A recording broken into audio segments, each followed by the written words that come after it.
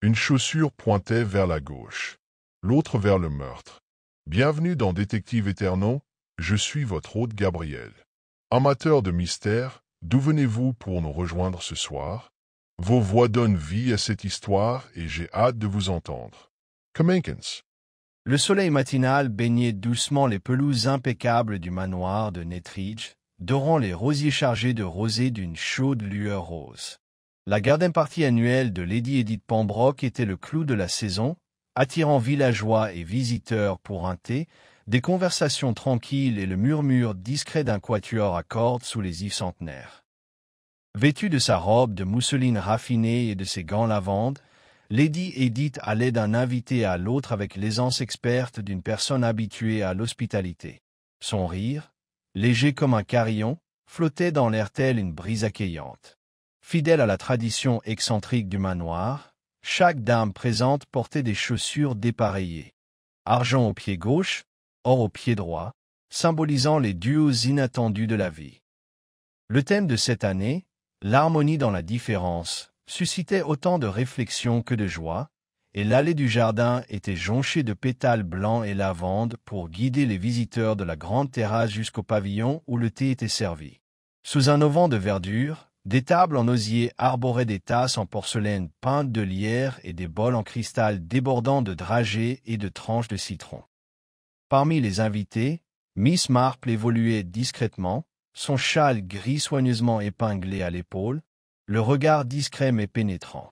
Elle s'arrêta pour admirer les chaussures dépareillées de Madame Harrington, qui chuchotait avec enthousiasme à propos de sa pantoufle gauche vert émeraude et de sa droite en rose. Les yeux bleus pâles de Miss Marple pétillaient tandis qu'elle notait mentalement les combinaisons de couleurs. Elle avait compris depuis longtemps que le plus petit détail pouvait avoir une signification capitale. Non loin de là, Maître Tranchard, l'avocat local, discutait avec le capitaine Winthrop du placement correct des soucoupes, tandis que l'infirmière Gilbert prodiguait des conseils sur la fermeté du biscuit Victoria. Même l'ensemble des musiciens semblait en harmonie avec l'esprit de la gaieté. Les demi-bottes brun-roux du violoniste brillaient de cuir poli, contrastant parfaitement avec son Richelieu à boutons de cuivre de l'autre pied.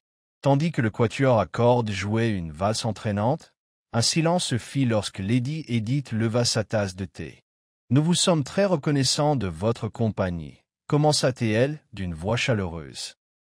Puis cet après-midi nous rappelait que, même si nous traversons la vie avec des chaussures différentes, nos chemins nous mènent souvent à la camaraderie. Des applaudissements fusèrent dans la foule, polis et cordiaux. Mais juste au moment où les applaudissements s'éteignaient, un cri aigu brisa l'harmonie.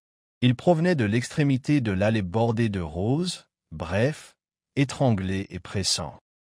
Les invités se tournèrent d'un même mouvement vers le son, leurs chaussures dépareillées se déployant sur l'herbe, pressés de voir ce qui s'était passé. Miss Marple, l'instinct en éveil, se faufila à travers la foule grouillante, remarquant la démarche changeante de chacun sous l'effet de l'inquiétude. Elle atteignit l'endroit le long de la haie de lilas et s'arrêta. Là, étalée sur le chemin, une unique chaussure argentée. Les autres chaussures, des mules roses, dépassaient de l'ourlet d'une jupe pâle, masquée par les épais pétales éparpillés. Une petite flaque de taches sombres avait commencé à imbiber le tissu. Lady Edith s'agenouilla près de la silhouette, la main se portant à sa gorge tandis qu'elle observait la forme silencieuse. « Mon Dieu !» murmura-t-elle, son sang vacillant pour la première fois. « Que quelqu'un fasse venir le docteur Linwood et aille chercher l'agent Reed immédiatement. » Un silence retomba, plus grave cette fois, tandis que Lady Edith retournait délicatement le corps face contre terre. L'invitée, Miss Helena Starkweather, gisait sereine dans la mort, le visage serein, comme si le sommeil l'avait emporté, mais que le sang qui maculait sa poitrine annonçait une fin funeste. Les chaussures dépareillées, censées symboliser l'unité, offraient maintenant une énigme effrayante. Pourquoi une seule chaussure avait-elle été délogée? Et qui, parmi ces inconnus souriants, était devenu mortel? L'agent Reed arriva quelques instants plus tard, la casquette de travers et le visage tiré. Il s'accroupit près du corps, examina l'étrange disposition des chaussures et leva les yeux vers Miss Marple. « Je n'ai jamais vu une garden party se terminer ainsi, » dit-il à voix basse, en jetant un coup d'œil aux invités qui se tenaient juste derrière les haies, le visage pâle de stupeur. Miss Marple's sodden son regarde Ceremet. « Non, vraiment, » répondit-elle doucement. « Et pourtant, je crois que cette chaussure raconte une histoire, si seulement nous savions l'écouter. » Elle souleva la pantoufle abandonnée par le talon, examinant la légère éraflure sur le bout. « Remarquez comme elle se froisse ici, cette chaussure a parcouru des kilomètres, et pas toujours sur des chemins de pétales de rose. » Un murmure parcourut l'assistance. Lady Edith referma sa main gantée sur le bras de Miss Marple. « Jane, dit-elle doucement, utilisant ce nom que peu oser prononcer en société, pensez-vous que l'une d'entre nous? » Miss Marple secoua la tête. Elle l'air pensif. « Je ne sais pas encore qui voudrait du mal à Miss Starkweather. Mais je peux dire ceci, le coupable voulait que sa mort paraisse accidentelle. » Elle désigna la chaussure incongrue. Du sang sur la couture suggère qu'elle n'était pas tombée naturellement, et quelqu'un a essayé de la faire paraître ainsi. Seulement, ils négligèrent la chaussure. L'agent Reed se leva, l'attention fixée sur Miss Marple. « Miss Marple, si vous voulez bien m'accompagner à la bibliothèque, vous pourriez peut-être partager vos réflexions avant l'arrivée du docteur Linwood. » Tandis que les invités se tenaient à distance respectueuse, le regard perçant de Miss Marple balaya les rosiers du jardin, les haies et la fontaine ornée qui ruisselait encore au fond. Chaque chaussure dépareillée parmi la foule semblait soudain chargée de possibilités. Sous le vernis de la civilité se cachaient des secrets inconnus, et dans le doux murmure des pétales sur la pierre, un motif mortel commençait à émerger. Le salon du manoir de Nettridge, avec ses hautes fenêtres et ses canapés recouverts de chintz, était étrangement silencieux lorsque Lady Edith Pembroke, entourée de l'infirmière Gilbert et du docteur Linwood, fit entrer les invités restants. La pâle lumière de l'après-midi filtrait à travers les rideaux de dentelle, dessinant de délicats motifs sur le tapis persan encore taché par les traces de pas boueuses de la garden party. Des domestiques rôdaient discrètement, offrant du thé et des mouchoirs, tandis que les villageois, inquiets et inquiets, se rassemblaient en petits groupes autour de l'âtre. Madame Harrington, dont les pantoufles vert émeraude et or rose avaient suscité l'admiration de Madame Winthrop, tremblait maintenant en serrant contre elle une tasse de thé à peine bue. « Vous imaginez » murmura-t-elle au capitaine Winthrop, la voix tremblante. Un instant, j'admirais le choix des chaussures de mademoiselle Starkweather, et l'instant d'après, elle était allongée là, immobile comme une statue. Ses pantoufles brillantes reflétaient la lumière, leur éclat dépareillé soulignant sa détresse. Le capitaine Winthrop, s'efforçant de garder son sang-froid, s'inclina avec raideur. Un choc terrible, certes, mais un accident peut arriver, surtout quand on est au beau fixe. Il jeta un coup d'œil à M. Tranchard, qui répondit par une toux saccadée et un froncement de sourcils. La tenue habituellement soignée du notaire, veste bleu marine, culotte beige et pantoufles bicolores soigneusement cirées, semblait incongrue face à l'inquiétude ambiante. « Oh, épargnez-moi votre calme, capitaine », siffla Madame Harrington. Mademoiselle Starkweather n'était pas une débutante tremblante qui risquait de glisser sur le chemin. Elle connaissait ces lieux comme sa poche. Il y avait quelque chose d'anormal dans sa chute. De l'autre côté de la pièce, Madame Winthrop, son châle de dentelle orné d'une broche camée, se pencha en avant. « Dis-moi, t'as deux, » dit-elle à son mari, « as-tu remarqué la position de ses pieds lorsqu'elle est tombée ?» Elle s'arrêta, les yeux écarquillés par ce souvenir, et constata qu'une chaussure était introuvable, tandis que l'autre restait parfaitement en place. Son mari, un officier de marine à la retraite, à l'air d'autorité permanent, hocha gravement la tête. « Je l'ai remarqué », confirma le capitaine Winthrop. Et la terre au bord de la roseraie était retournée, comme si quelqu'un l'avait arrêtée de force. Ou comme si quelqu'un voulait nous faire croire qu'elle avait trébuché, intervint M. Tranchard à voix basse. Il faut bien considérer que la mort de mademoiselle Starkweather n'était pas un accident. Un instant, Elle vantait avec fougue le décor de Lady Edith, et l'instant d'après, elle s'effondrait. Lady Edith, assise au fond de la salle, observait ses invités avec de grands yeux anxieux. Son cœur était sur le point d'exploser. « Je vous en prie, » implora-t-elle doucement. « Je vous prie de modérer vos théories jusqu'à ce que l'agent Reed ait parlé à chacun d'entre vous. Nous ignorons encore ce qui s'est réellement passé. » À ces mots, l'agent Reed, debout près de la cheminée avec Miss Marple, s'éclaircit la gorge. « Je le ferai, Lady Edith, » dit-il. Puis, haussant la voix, il s'adressa au groupe de villageois rassemblés. « Je dois demander à chacun de vous de rester ici jusqu'à ce que j'aie eu le temps de poser quelques questions.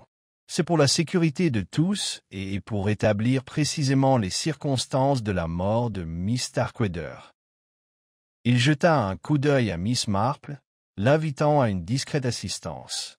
Miss Marple hocha la tête, son profil pâle et immobile. Elle se dirigea vers le rebord de la fenêtre, examinant les rideaux de dentelle à la recherche de fils égarés ou de poussière, une habitude née d'années d'observation attentive. De son point de vue, elle pouvait distinguer des empreintes de pas dans la terre meuble au-delà de la vitre, et elle nota la direction dans laquelle elle menait. Du pavillon à la haie de rosiers, puis s'arrêtant brusquement. Un par un, Reed appela les invités. L'infirmière Gilbert, la sage-femme bien-aimée du village, fut la première. Ses chaussures dépareillées, l'une bleu nuit, l'autre gris anthracite, ne trahissaient rien.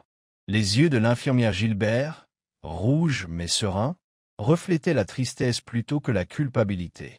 J'aidais simplement à disposer les sandwichs sur la table lorsque j'ai entendu le cri, expliqua-t-elle.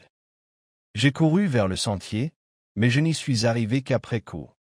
Le capitaine Winthrop arriva ensuite, dont la présence imposante contrastait avec son malaise visible. J'ai croisé M. Tranchard près de la fontaine, dit-il à Reed. Nous débattions pour savoir si le ruban de Lady Edith sur la tonnelle devait être lilas ou rose pâle. Je m'excusai pour répondre à la demande de Lady Edith de m'aider à préparer les tables. « Étiez-vous allé dans l'allée bordée de roses avant l'incident » demanda Reed. « En passant, seulement, » concéda le capitaine. « Je ne m'y suis pas attardé. » Monsieur Tranchard s'est alors avancé, les doigts anxieux tordant son mouchoir de poche. « J'avais vu mademoiselle Starkweather au pavillon quelques instants auparavant, en train de discuter avec Lady Edith d'une affaire de famille, d'un héritage, je crois. Puis elle s'est dirigée vers la roseraie pour prendre l'air. Je suis resté où j'étais. » Il marqua une pause, jetant un coup d'œil à Miss Marple. Je n'avais aucune raison de le suivre. Miss Marple observait chaque déclaration avec une attention silencieuse. Elle devait se rappeler que ceux qui parlent librement sont souvent masqués par ce qu'ils omettent de dire. Quelques instants plus tard, Madame Harrington, visiblement agitée, insista pour parler avant que Reed ne puisse l'appeler. J'admirais les fleurs près de là et lorsque je vis Lady Edith s'approcher de Miss Starkweather. Elles échangèrent quelques mots, mais je n'entendis pas ce qui se disait. Puis Miss Starkweather se retourna, elle avait dû surprendre quelqu'un et s'effondra. « Merci, » dit Reed, bien que son expression suggérait du scepticisme. « Et vous, Madame Winthrop ?» La voix de Madame Winthrop tremblait tandis qu'elle racontait ses observations. J'ai remarqué que la chaussure gauche de Miss Starkweather, la pantoufle en or rose, était bien cirée, presque neuve. La chaussure en argent, en revanche, portait des traces d'usure et une légère trace de terre s'accrochait à sa trépointe. Elle devait les porter depuis un certain temps. Mais pourquoi n'en remplacer qu'une? Miss Marple en prit note. L'écart d'usure suggérait un remplacement délibéré. Mais par qui? Et pour quelle raison? Elle fit des listes mentales, la sagesse de la sage-femme, l'empressement de l'avocat, la fierté du capitaine à la retraite et les incertitudes de la mondaine. Sous leur dehors choqué se cachaient des motivations inconnues. Tandis que l'interrogatoire se poursuivait, le docteur Linwood arriva à la porte du salon. Son attitude calme et érudite rassura beaucoup, mais il tenait à la main la petite boîte en bois contenant les effets personnels de mademoiselle Starkweather, dont un porte-cartes monogrammé et une paire de gants en daim. « Veuillez m'excuser pour le retard, dit-il d'un ton neutre. J'ai examiné le corps et je confirme avec regret que mademoiselle Starkweather a été poignardée. La blessure correspond à un instrument fin et tranchant, probablement un stylet ou une lame similaire. Un hoquet collectif emplit la pièce. L'échymose superficielle sur son poignet suggère qu'elle a tenté de parer le coup, mais la mort fut instantanée. Le docteur Linwood étala un simple croquis de l'emplacement de la blessure sur une petite feuille de papier. Il n'offrait guère plus qu'une indication précise. L'attaque était préméditée et le tueur était sûr de son objectif. Il plia le croquis et le glissa dans sa poche. Je recommande que tout ce qui est important soit conservé tel quel, y compris la position de ses chaussures et les pétales dérangés. Agent Reed, j'espère que vous donnerez des instructions à vos hommes. Reed s'inclina. En effet, docteur. Il se tourna vers les villageois rassemblés. Personne ne doit perturber les lieux avant la fin de mon enquête. Je vous en prie, Lady Edith, veillez à ce que tout le personnel comprenne. Lady Edith, tremblante mais déterminée, hocha la tête. Bien sûr. Une fois les invités dispersés dans le petit salon adjacent, dont les fenêtres donnaient sur la fontaine, et les domestiques s'éloignant à toute vitesse pour rétablir l'ordre, Reed prit Miss Marple à part. « Je vous suis reconnaissant de votre présence, Miss Marple, murmura-t-il. Votre connaissance de la nature humaine sera précieuse, d'autant plus que tant de personnes ici avaient des raisons d'en vouloir à Miss Starkweather. » Les yeux de Miss Marple se plissèrent pensivement. Oui, en effet, ses liens familiaux sont complexes. Elle avait hérité du domaine voisin de Nettridge l'hiver dernier, et des rumeurs circulaient selon lesquelles elle avait l'intention de vendre un terrain pour le construire. Elle posa un doigt sur le bord du tapis, dressé en dessous. Regardez aussi ces traces de pas boueuses. Le tueur est passé juste à côté du pavillon et a délibérément choisi l'allée des roses. Quelqu'un parmi nous nourrissait non seulement de la rancune, mais avait planifié cette intrusion dans notre après-midi distingué. Gray se mordit la lèvre. Qui donc? Le notaire qui avait rédigé son testament? Le mondain qui enviait sa fortune? Ou le militaire dont elle avait lui-même entravé l'héritage? Miss Marple esquissa un léger sourire. « Patience, agent. Le village ne tardera pas à parler. La nature humaine a le don de révéler ses secrets lorsque la pression monte. » Elle redressa son châle. « Allons-nous rejoindre les autres? Je crois que les prochaines heures seront des plus éclairantes. » Lorsqu'ils revinrent dans le petit salon, un silence les accueillit. Les invités, toujours à la main, leur tasse de thé froid, échangèrent des regards inquiets. Juste derrière la porte-fenêtre, les pétales de rose reposaient à nouveau, témoignage silencieux de la violence qui avait brisé la gaieté de la saison.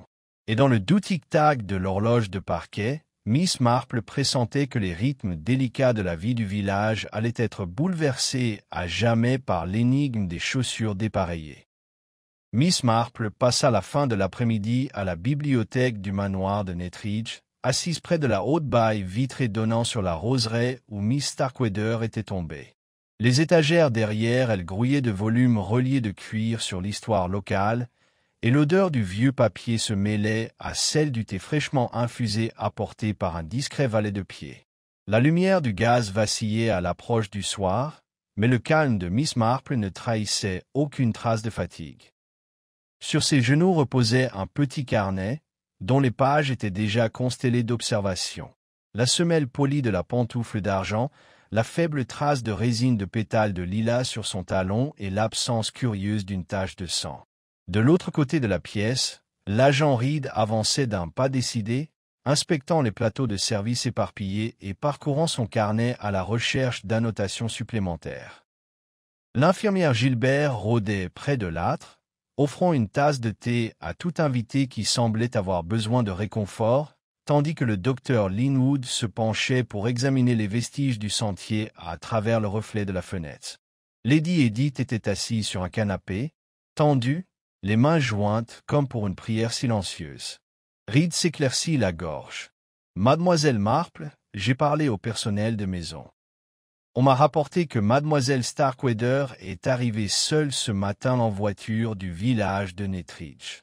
Elle avait l'intention de remettre à Lady Edith des papiers de famille relatifs à la succession de son défunt oncle. Je trouve étrange que personne ne l'ait vue approcher du pavillon, sauf Lady Edith elle-même. Miss Marple hocha la tête, le regard pensif. Oui, Lady Edith a mentionné leur conversation, mais je dois demander à voir ces papiers. Les documents personnels cachent souvent des sentiments ou des instructions susceptibles de révéler un mobile. Elle marqua une pause. Puis-je, Madame, read fit signa, à Lady Edith. Pourriez-vous autoriser Miss Marple à consulter votre correspondance et les papiers apportés par Miss Starkweather? Lady Edith se leva et lissa ses jupes. Bien sûr. Ils sont là. Elle conduisit Miss Marple à un petit bureau près du mur du fond. Sur le bureau se trouvait une pile de papiers bien ordonnés, attachés par un ruban violet et accompagnés du porte-carte monogrammé de Miss Starkweather. Miss Marple détacha le ruban et en feuilleta le contenu. Une lettre dactylographiée d'un notaire londonien, plusieurs notes manuscrites en boucle et une photo déchirée de 2 enfants, l'un portant des chaussures dépareillées. « Quelle curiosité !» murmura Miss Marple en étudiant la photo. Elle choisit d'envoyer cette image avec ses documents. La photo montrait 2 petites silhouettes debout près d'un étang, la chaussure gauche de l'un étant ornée et cirée, la chaussure droite de l'autre éraflée et décolorée. Miss Marple remarqua que les éraflures portaient le même motif que celle de la pantoufle en argent de Miss Starkweather. Cette photographie est clairement personnelle. Peut-être étaient-ils frères et sœurs ou amis proches. Mais elle la jugea suffisamment significative pour la mentionner. Le docteur Linwood les rejoignit. J'ai également découvert que la lame qui avait causé sa mort, un stylet italien, d'après le motif de la perforation, appartient à une collection privée du manoir de Nettridge. Le défunt patriarche de la famille était un antiquaire de salon. Il devrait y avoir au moins 2 lames de ce genre ici. Miss Marple haussa un sourcil. 2 lames, mais une seule utilisée. Cela suggère que le tueur en a pris une délibérément, plutôt que d'utiliser ce qu'il avait sous la main. Cela réduit le champ à quelqu'un qui connaît bien la collection. Elle ajouta doucement. Peut-être quelqu'un qui pensait que le meurtre servirait de justice poétique à un grief. Avant qu'elle puisse en dire plus, l'infirmière Gilbert s'approcha à voix basse. « Mon Dieu, Jane, Mademoiselle Marple, je viens de me rappeler quelque chose. » Madame Winthrop insistait pour dire qu'elle avait trouvé les pétales près du chemin fraîchement dérangé. Pourtant, lorsque je suis passé par là pour raccompagner la femme du pasteur à l'intérieur, les pétales avaient déjà été balayés et il ne restait aucune trace de lutte. Mais à son retour, Madame Winthrop remarqua également un petit bout de ruban lilas accroché à une épine de rosier. Mademoiselle Marple prit le mouchoir de l'infirmière Gilbert et l'inspecta à la lumière de la lampe. Elle trouva un fil de ruban presque invisible, de la même teinte que les papiers d'emballage des papiers de succession. « Lilas encore, dit-elle doucement. Quelqu'un passa près de là et le ruban s'accrocha. Cela pourrait situer le meurtrier sur les lieux de la conversation et de l'agression. » Le docteur Linwood fronça les sourcils. « Je vous accompagnerai pour le récupérer correctement avant que l'agent Reed n'ordonne la fermeture du jardin. » Il glissa le ruban dans une petite fiole et la tendit à Miss Marple, qui la glissa dans son sac à main. C'est une excellente trouvaille. Dehors, le tonnerre grondait faiblement tandis que le crépuscule s'épaississait. Reed alluma 2 bougies et tira les lourds rideaux. Je vais parler de ces papiers à la gouvernante de Lady Edith, puis j'interrogerai le jardinier sur d'éventuels troubles récents près de la haie de rosiers. Il se tourna vers le groupe. Je vous prie de rester tous dans le salon. Personne ne doit partir avant que j'aie parlé à chacun. Miss Marple S.A.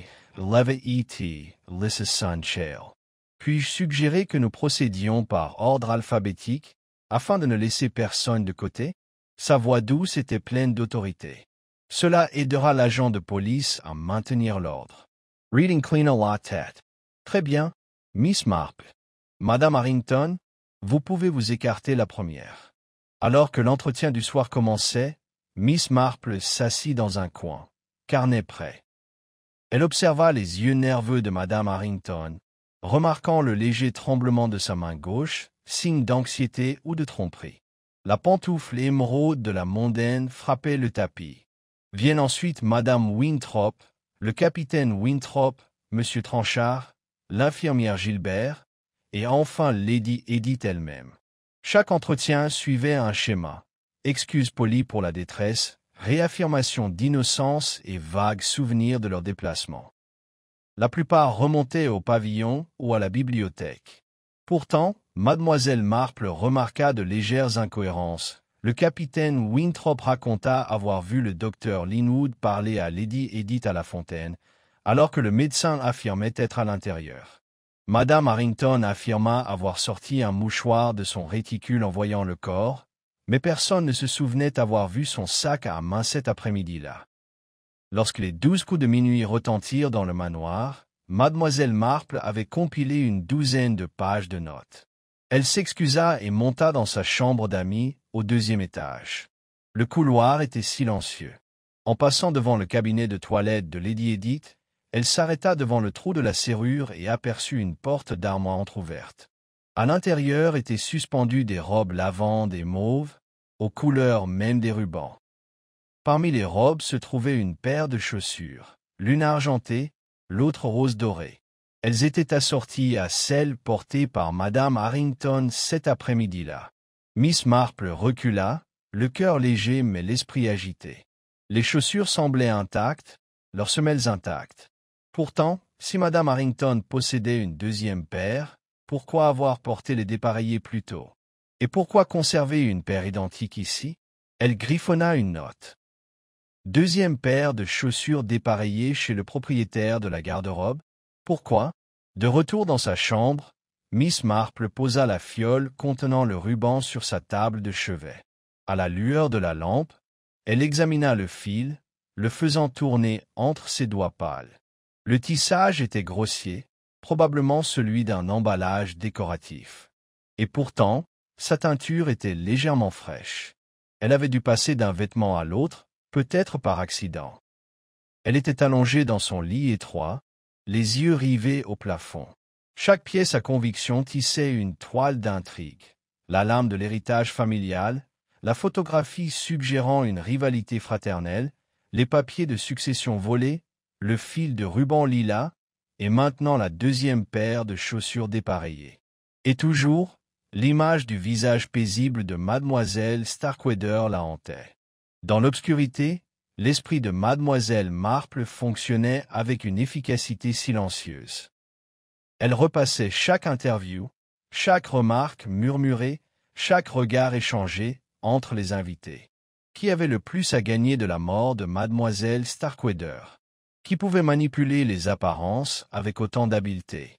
Et surtout, qui se risquerait à glisser une lettre et une photographie dans ses propres défenses, espérant qu'un observateur attentif en décrypterait la signification?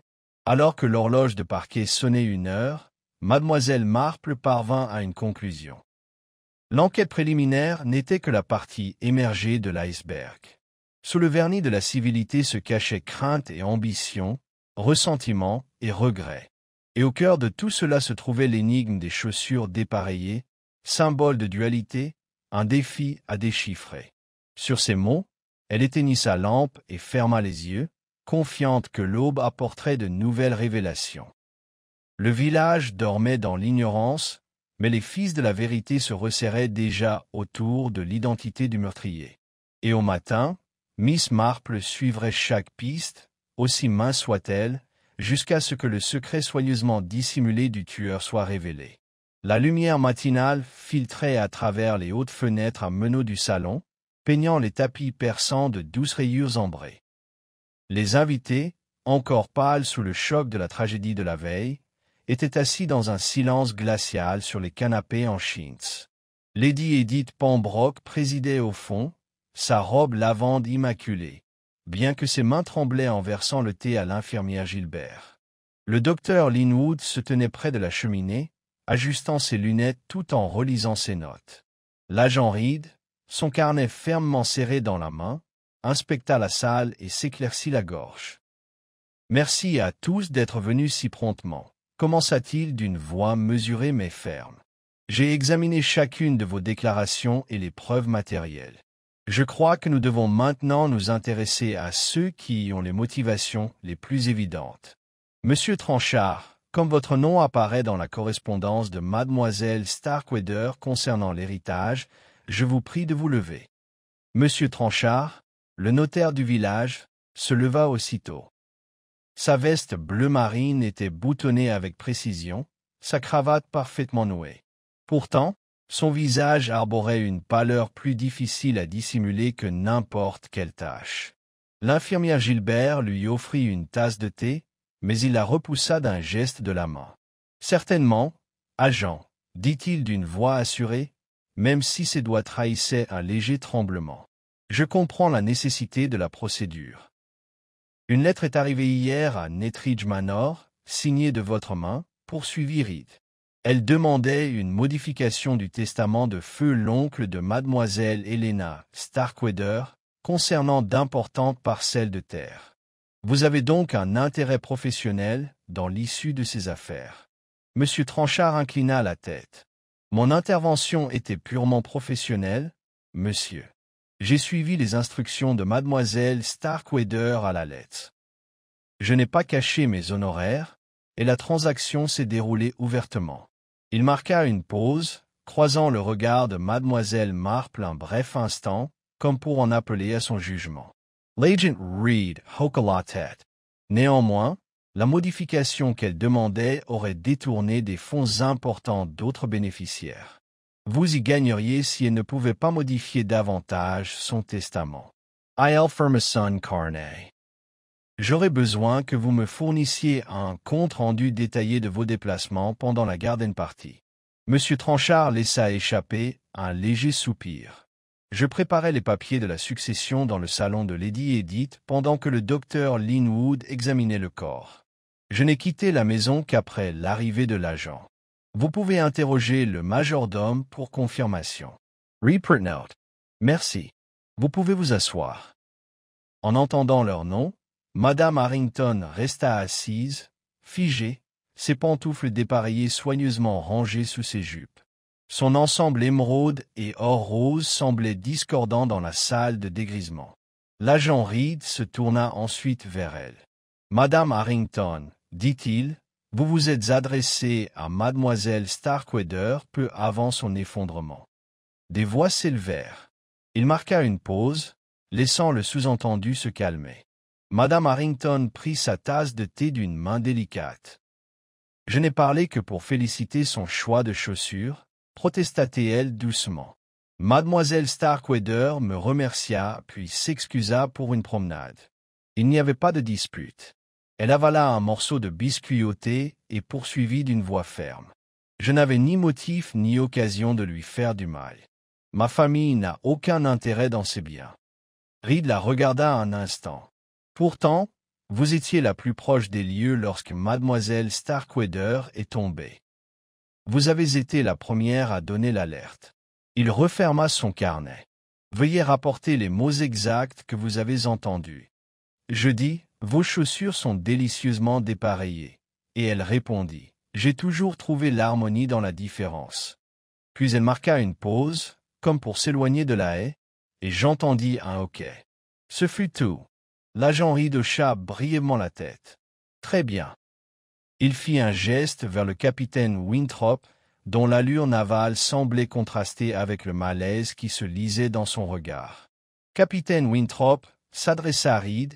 Vous avez reconnu avoir discuté du projet de Mademoiselle Starkweather de vendre des parcelles de ses terres.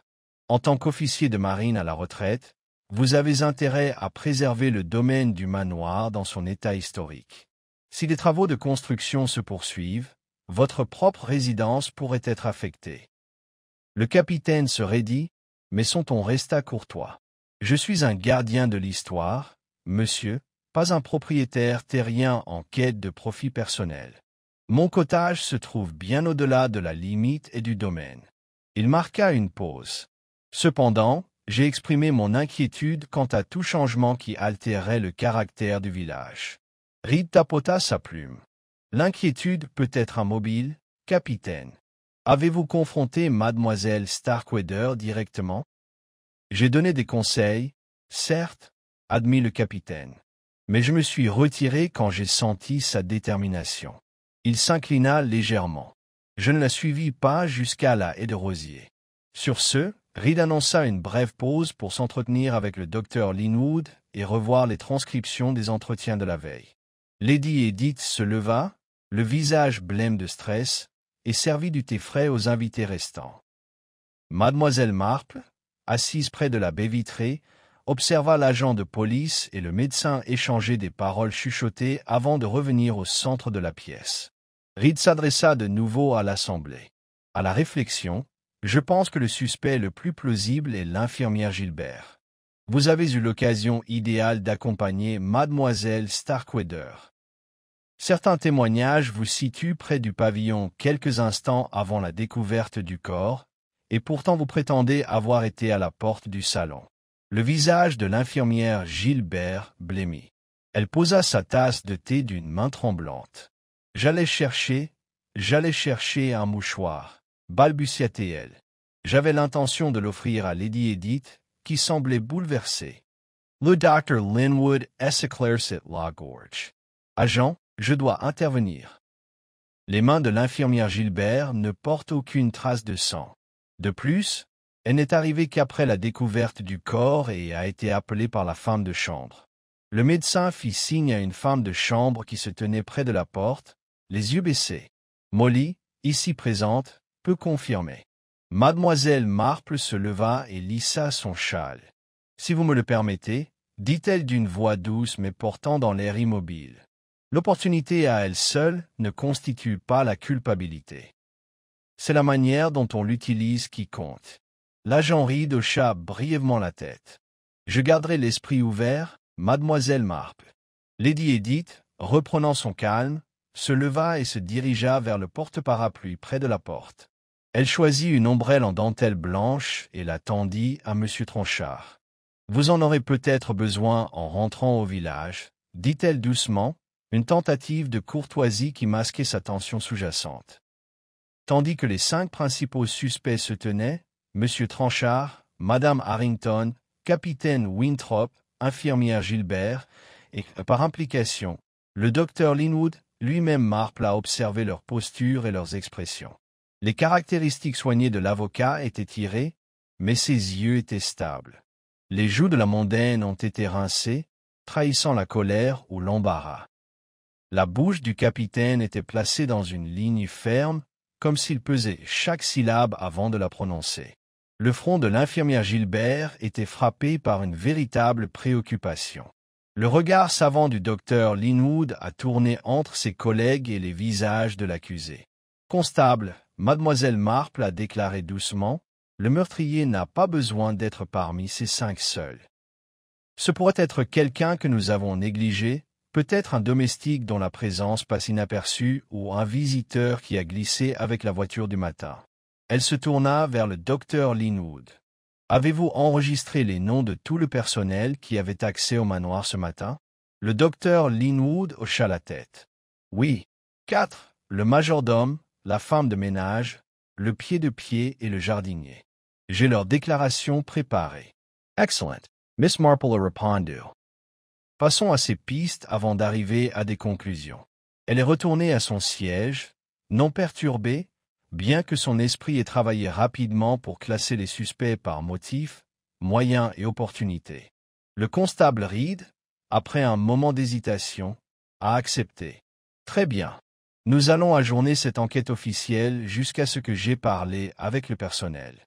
En attendant, je vous demande de rester tous disponibles. Il a fermé son cahier et a rassemblé ses papiers. Merci à tous. Je vais me reconvenir à 4 heures. Les invités se sont retournés dans la chambre du matin, parlant dans des tons silencieux. Lady Edith est restée près de la fenêtre, fixant la haie de rose. L'infirmière Gilbert se tenait à côté d'elle, offrant une main réconfortante. Mademoiselle Marple rose et traversait la pièce au docteur Linwood. Puis-je vous accompagner pour inspecter la collection de l'arme? Elle a demandé. Je crois qu'un regard plus approfondi sur ses talons aiguilles s'avéra instructif. Les yeux du docteur Linwood s'éclayèrent. Par tous les moyens, Mademoiselle Marple. Suivez-moi. Alors qu'il traversait le couloir à puante, Mademoiselle Marple s'arrêta pour observer un portrait du défunt patriarcat austère gentleman dans un manteau de chasse, flanqué d'un cabinet d'exposition orné. À l'intérieur, Mademoiselle Marple avait aperçu l'autre Taletto, sa poignée sculptée de feuilles de lierre. Là, dit-elle, pointant vers la serrure de l'armoire. Le docteur Linwood a produit une petite clé et a déverrouillé la porte en verre. À l'intérieur, il y avait 2 lames brillantes au repos sur du velours cramoisi. Les poignées, bien que de style similaire, portaient de légères différences. Un ivoire lisse, l'autre gravé avec de minuscules rainures. Mademoiselle Marple a ramassé la lame rainurée, la tenant par sa gaine.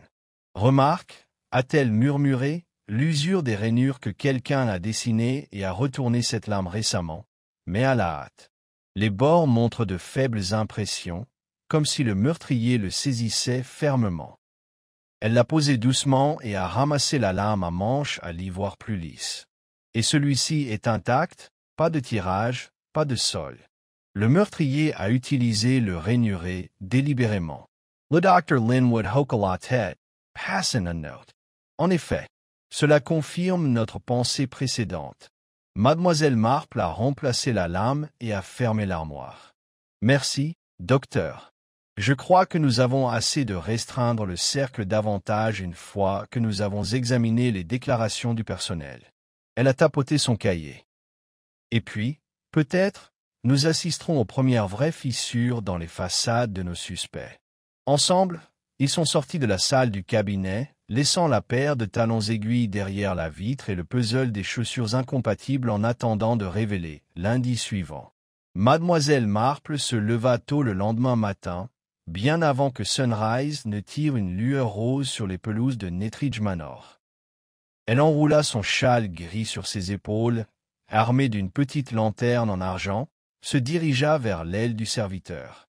Les couloirs étaient étouffés, à l'exception de la goutte lointaine du robinet de la cuisine et des pas doux d'une femme seule portant de l'eau douce pour la sculpture. Elle s'arrêta devant la porte de la femme de ménage, rappelant comment Madame Alden avait semblé inhabituellement agitée lors de sa déclaration à la gendarmerie. À l'intérieur du bureau compact, parsemé de livres de registres et de clés en laiton poli, Madame Alden s'est assise derrière son bureau, à dos droit et prime. Mademoiselle Marple, a-t-elle dit au petit cri de charnière, je me demandais si vous pourriez avoir besoin de moi pour autre chose. Mademoiselle Marple a offert un doux sourire. Bonjour, Madame Alden. J'espère que je ne vous dérange pas trop tôt. Puis-je regarder le registre que vous gardez de la correspondance et des colis entrants? Elle a indiqué le petit journal de bord lié sur le bureau. Le visage de la femme de ménage rougit. Bien sûr. J'allais mentionner quelque chose. Hier, lorsque le forfait de Mademoiselle Starkweather est arrivé de Londres, je l'ai signé comme d'habitude. Mais plus tard, j'ai découvert une enveloppe plus petite glissée entre les pages du registre des invités adressée à Lady Edith dans la même écriture que les notes de Miss Starkweather. Elle a récupéré l'enveloppe d'un tiroir verrouillé et l'a remise à Mademoiselle Marple. Mademoiselle Marple a examiné le sceau, un bord légèrement festonné du papier lilas, estampillé avec un HS entrelacé. Elle l'a cassé attentivement et a retiré une seule feuille de papeterie portant un message bref mais cryptique. « Rencontrez-moi où les poignées en argent brillent à la course de 2. Venez seul. » Aucune signature n'a suivi, mais l'écriture manuscrite correspondait aux boucles dans la marge de la photo. L'esprit de Mademoiselle Marple clignote à l'image des enfants par les temps. Silverhand l'a suggéré le verrou de la porte de Rose ou peut-être le tiroir de la commode dans la chambre de Lady Edith. Mais l'instruction de se rencontrer seul à 2 aurait éloigné Mademoiselle Starkweather de la vue. C'était un rendez-vous dissimulé, organisé pour éviter les témoins. Madame Alden a repris son souffle. Je ne l'ai jamais livré. J'ai supposé que cela faisait partie du package principal, mais il a chuté entre les pages. J'ai eu trop peur de le mentionner. Mademoiselle Marple a posé une main réconfortante sur son épaule. Vous avez bien fait de rester en sécurité. Cette note contient un indice charnière. Elle a plié la lettre et l'a placée dans son sac. Merci, Madame Alden. Vous pouvez consulter vos tâches maintenant, mais veuillez rester à la disposition de Constable Reed lorsqu'il reprend ses demandes. Une fois seul dans le couloir, les yeux passionnés de Mademoiselle Marple ont tourné vers les poignées en laiton poli sur la commode à l'extérieur du boudoir de Lady Edith. Elle est passée rapidement, prévoyant de revenir à l'heure fixée. Au lieu de cela, elle s'est dirigée vers le salon où le docteur Linwood et le gendarme Reed se sont conférés aux interviews d'hier. « Constable, docteur », a-t-elle dit doucement, « j'ai découvert une lettre qui jette une nouvelle lumière sur les mouvements de Mademoiselle Starkweather. Il a convoqué à une réunion privée à 2 heures, un emplacement à marquer, les poignées d'argent. » Les sourcils de Reed se rassemblaient. Cela la placerait en dehors des autres juste avant le meurtre. Il s'est tourné vers le docteur Linwood. « Connaissez-vous des luminaires manqués en argent dans le manoir de Nettridge qui pourraient correspondre à la description ?» Le docteur Linwood, lui, a tapé le menton. La porte à la tête de rose a des boutons argentés ornés. Il y a aussi le bureau de la chambre de Lady Edith avec des poignées en argent. Mais seulement 2 personnes, Starkweather et Lady Edith, le savaient. Mademoiselle Marple hocha la tête. Precisement. Nous devons déterminer lequel était prévu. Si Lady Edith l'envoyait, elle aurait pu attirer Mademoiselle Starkweather sous un couvert de confidentialité. Alternativement, Mademoiselle Starkweather a peut-être organisé un secret avec quelqu'un d'autre. Elle jeta un coup d'œil à la cloche du serviteur près du manteau. Allons-nous chercher Lady Edith pour clarification? Reed Essevenka, E.T. sonna la cloche. Quelques instants plus tard, Lady Edith est apparue, toujours épuisée de l'épreuve d'hier. « Vous vouliez parler avec moi ?» elle a demandé. Mademoiselle Marple a produit la note. « Vous avez reçu ceci, ma chère ?» La main de Lady Edith tremblait en la lisant. Ses lèvres se pressaient dans une ligne serrée. « Non, je ne l'ai jamais vu. Si c'est dans l'écriture de Miss Starkweather, alors quelqu'un d'autre doit l'avoir envoyée à mon insu. » Elle a rendu la lettre. Je ne peux pas imaginer qui. Le gendarme Reed a pris la lettre, ça tombe d'expression. Ensuite, nous devons assumer un tiers ayant accès aux effets de Miss Starkweather, a artificiel cette réunion. Mademoiselle Marple a replié les mains. Nous devons également considérer la signification du temps, 2 heures. Cela correspondait au moment où Lady Edith a soulevé sa tasse de thé dans le pavillon. Les espoirs du secret résidaient dans la distraction des invités. Elle jeta un coup d'œil au docteur Linwood. Pourtant, le meurtre s'est produit à 2h30, alors que la porte de manche en argent aurait donné une sortie rapide. Reed Francas Sunfront. La voiture était-elle toujours sur le disque à 7 heures? Mademoiselle Marple secoua la tête. Non. Le cocher est parti à 11. Elle devrait procéder à pied.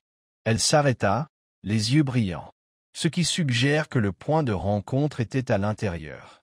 Lady Edith Flotta S.A. Manganti. Ma commode dans le boudoir aurait dû entrer dans ma suite privée. Les poignées en argent y sont importantes. Elle posa une main sur son cœur. Mais qui parmi nous entrerait sans autorisation? Le Dr. Linwood s'éclaircit la gorge. Peut-être quelqu'un qui avait un prétexte pour voir la pièce. L'avocat, par exemple, pour récupérer des documents.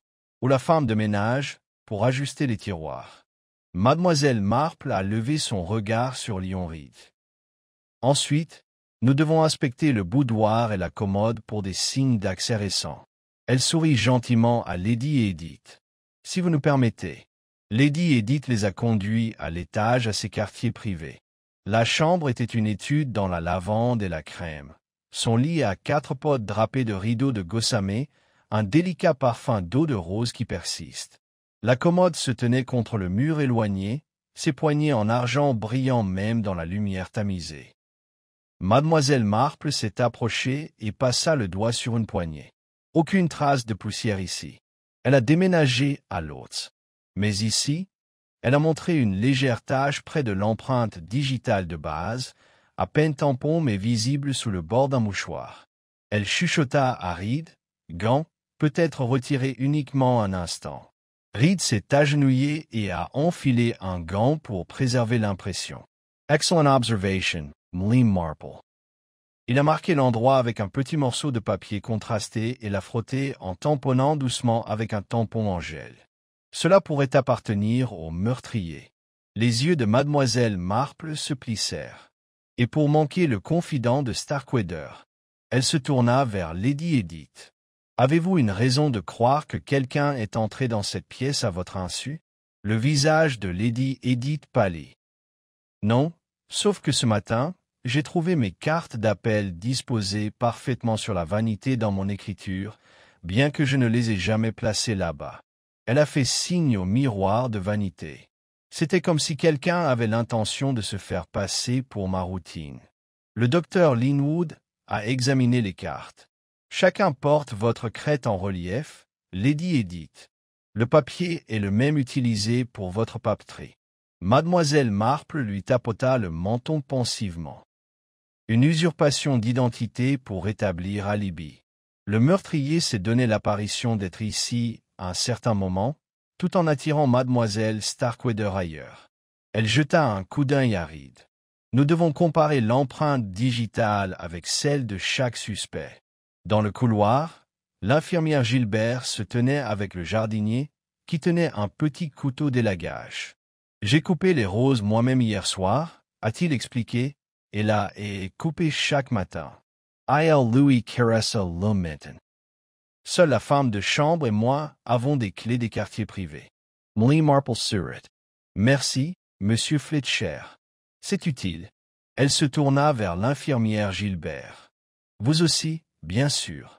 Avez-vous remarqué une activité inhabituelle dans le couloir avant la découverte du corps ?»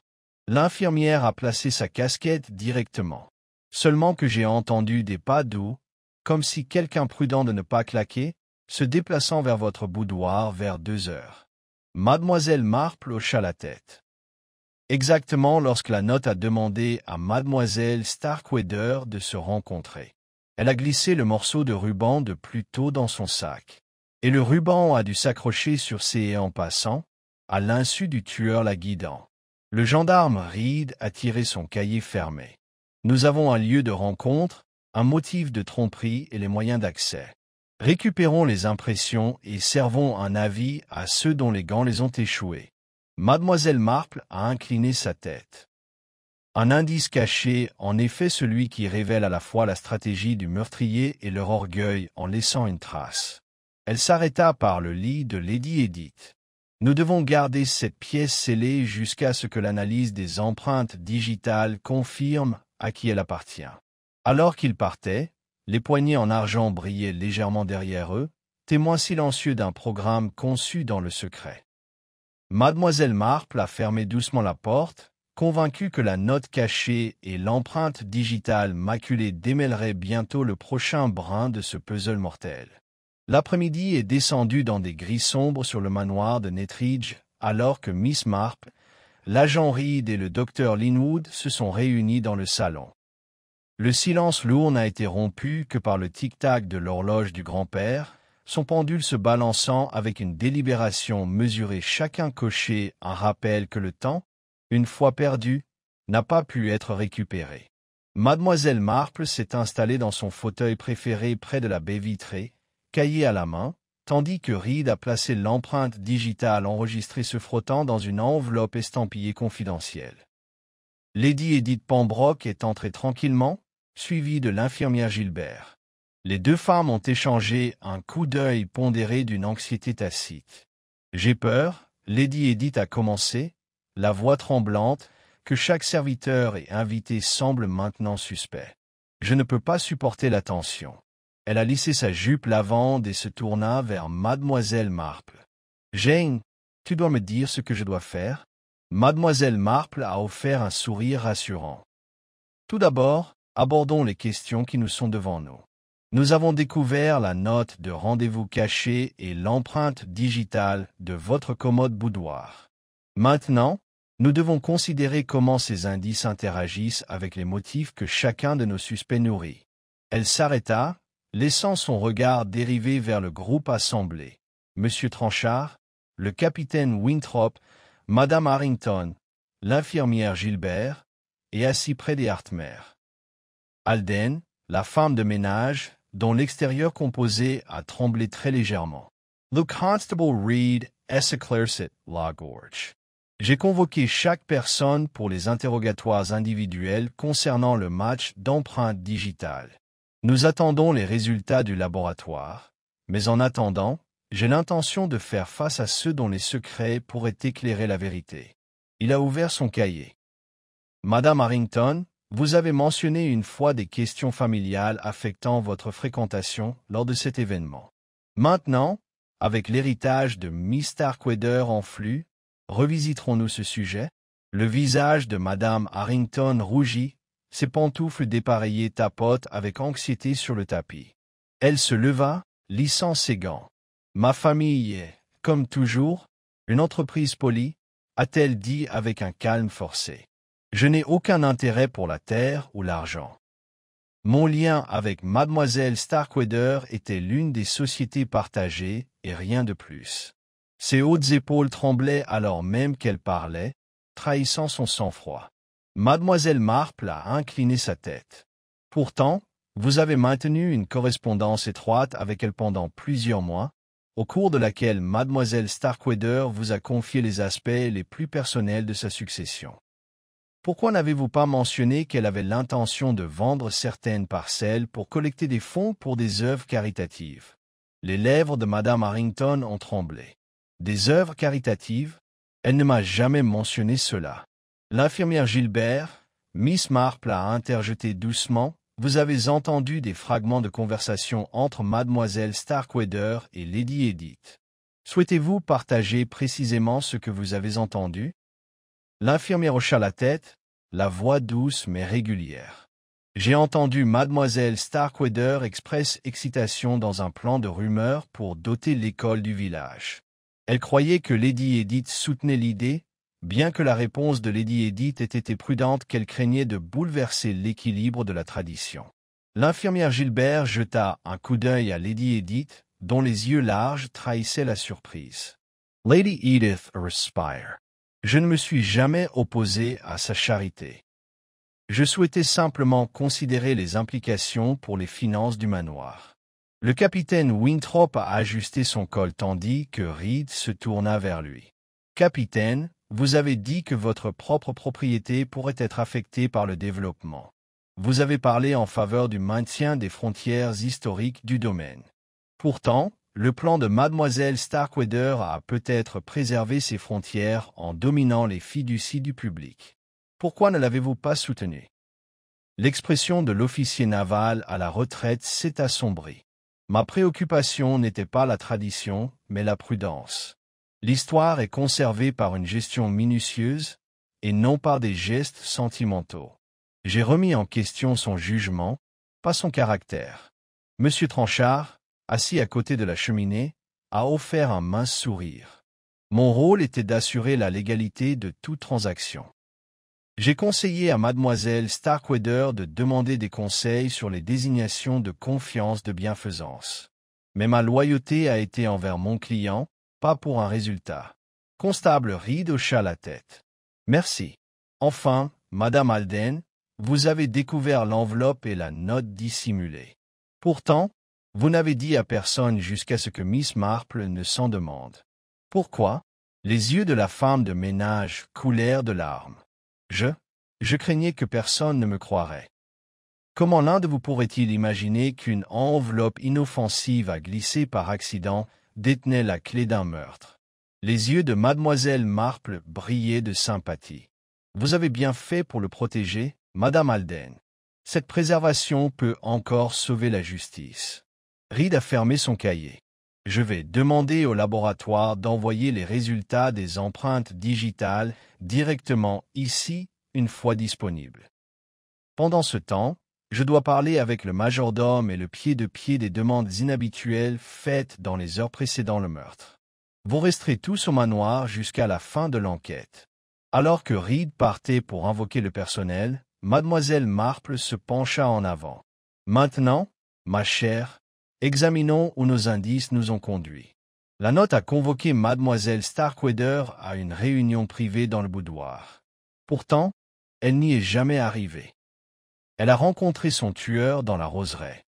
Quelqu'un l'a intercepté en route et le tueur a utilisé la réunion comme ruse. Lady Edith pressa une main vers sa joue.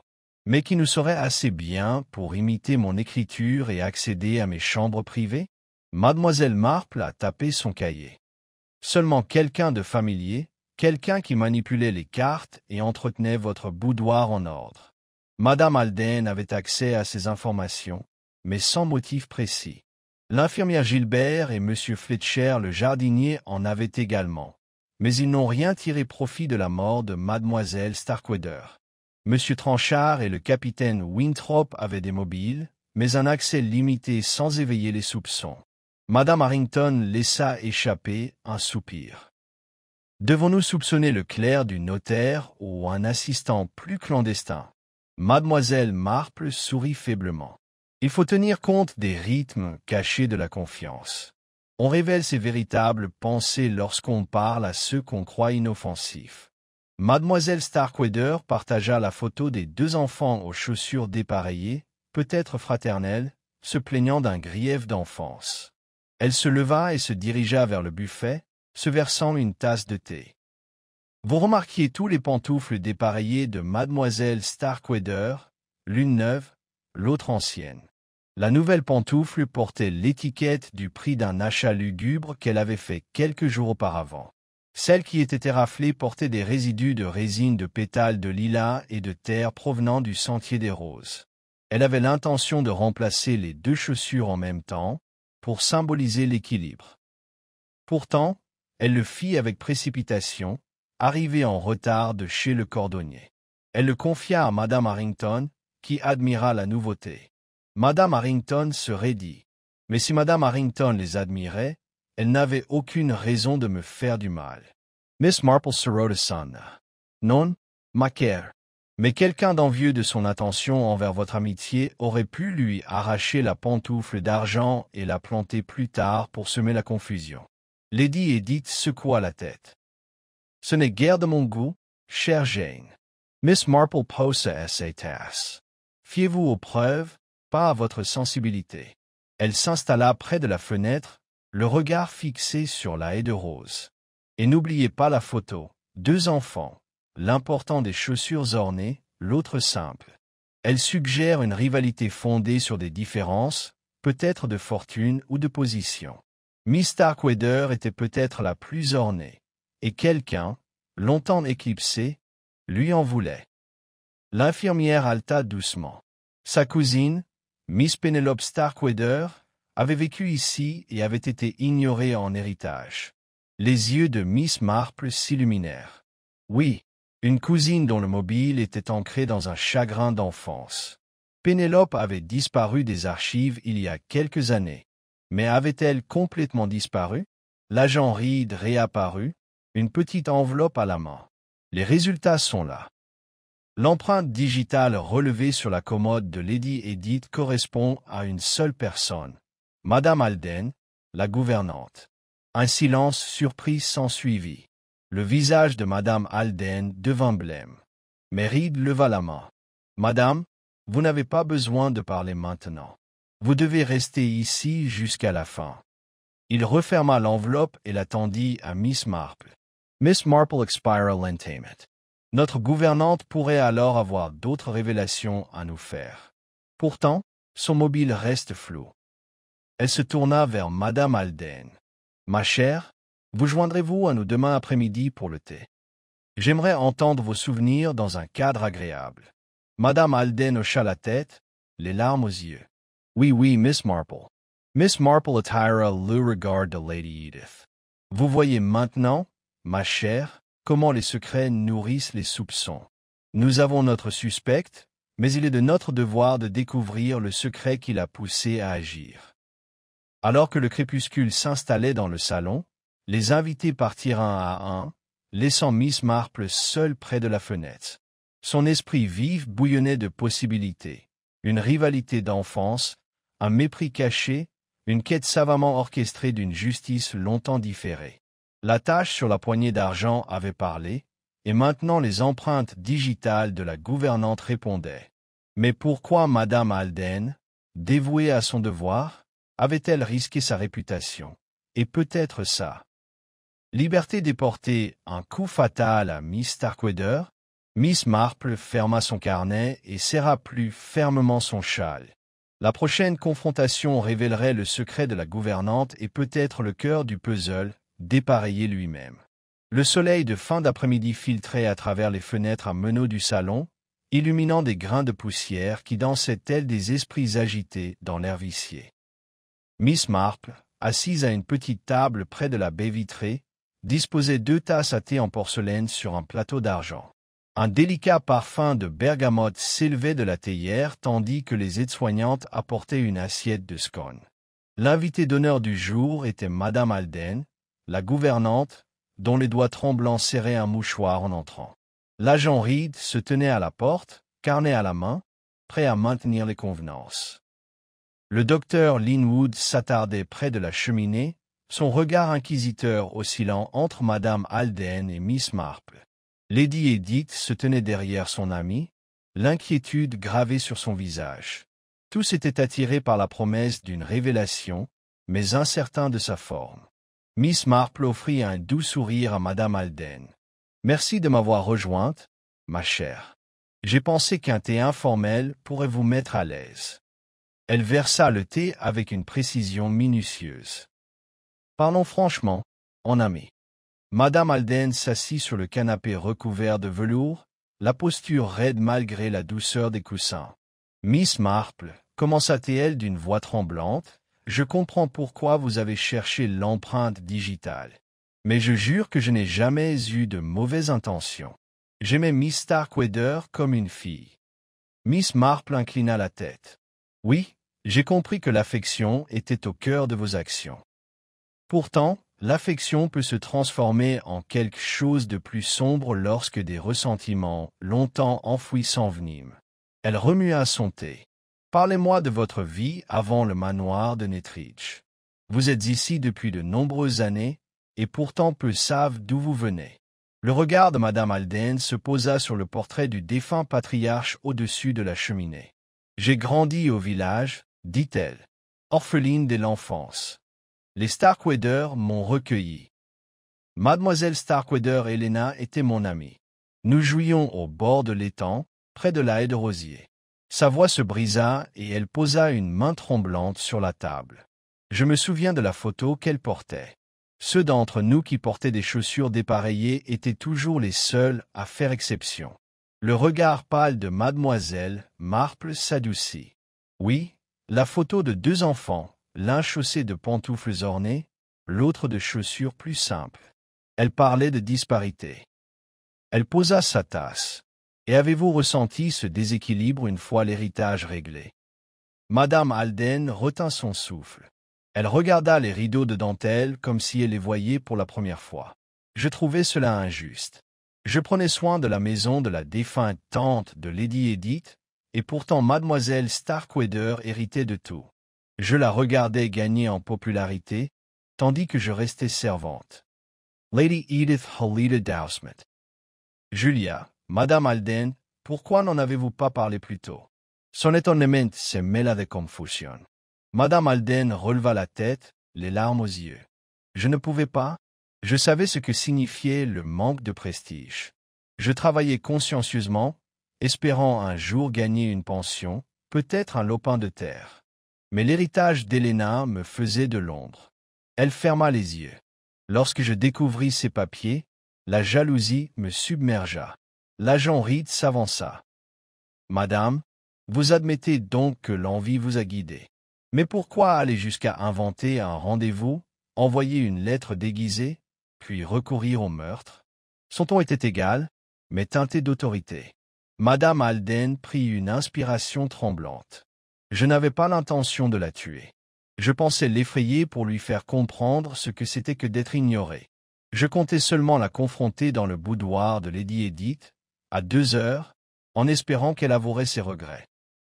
Ses yeux brillaient. Mais quand je l'ai vue près de la haie, j'ai paniqué. La lame, seule arme à portée de main, lui couvrait le visage et elle sanglotait. Miss Marple s'y pencha en avant. Julia, la lame que vous avez utilisée appartenait à la collection d'antiquités familiales. Vous l'avez récupérée dans le placard sans réfléchir.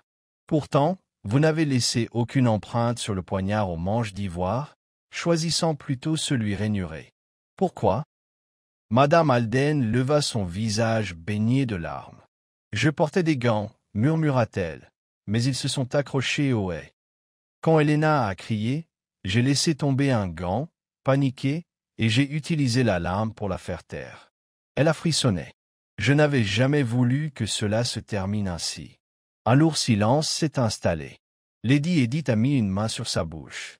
L'infirmière Gilbert a essuyé les larmes de Madame Alden. Reed a fermé son carnet et s'est incliné. Merci pour votre franchise, Madame Alden. Il a fait signe à 2 agents dans le couloir. Veuillez escorter Madame Alden jusqu'au bureau pour la suite de l'interrogatoire. Tandis que Madame Alden était emmenée, la tête baissée, Mademoiselle Marple se leva et s'approcha de Lady Edith. Ma chère, cette révélation vous choquera peut-être, mais elle était inévitable. Le dévouement de la gouvernante dissimulait une rancœur tenace. Elle s'arrêta à la fenêtre, le regard tourné vers la roseraie. Et pourtant, il y a plus. Lady Edith leva les yeux, la confusion au regard. Plus? Je ne comprends pas. Mademoiselle Marple tendit l'enveloppe contenant le mot caché. Ce mot, Julia admit l'avoir envoyé, mais son papier et son cachet diffèrent légèrement du papier à lettres que nous avons trouvé parmi les effets de Mademoiselle Starkweather. Comparez le bord festonné ici à celui de votre papier à en-tête.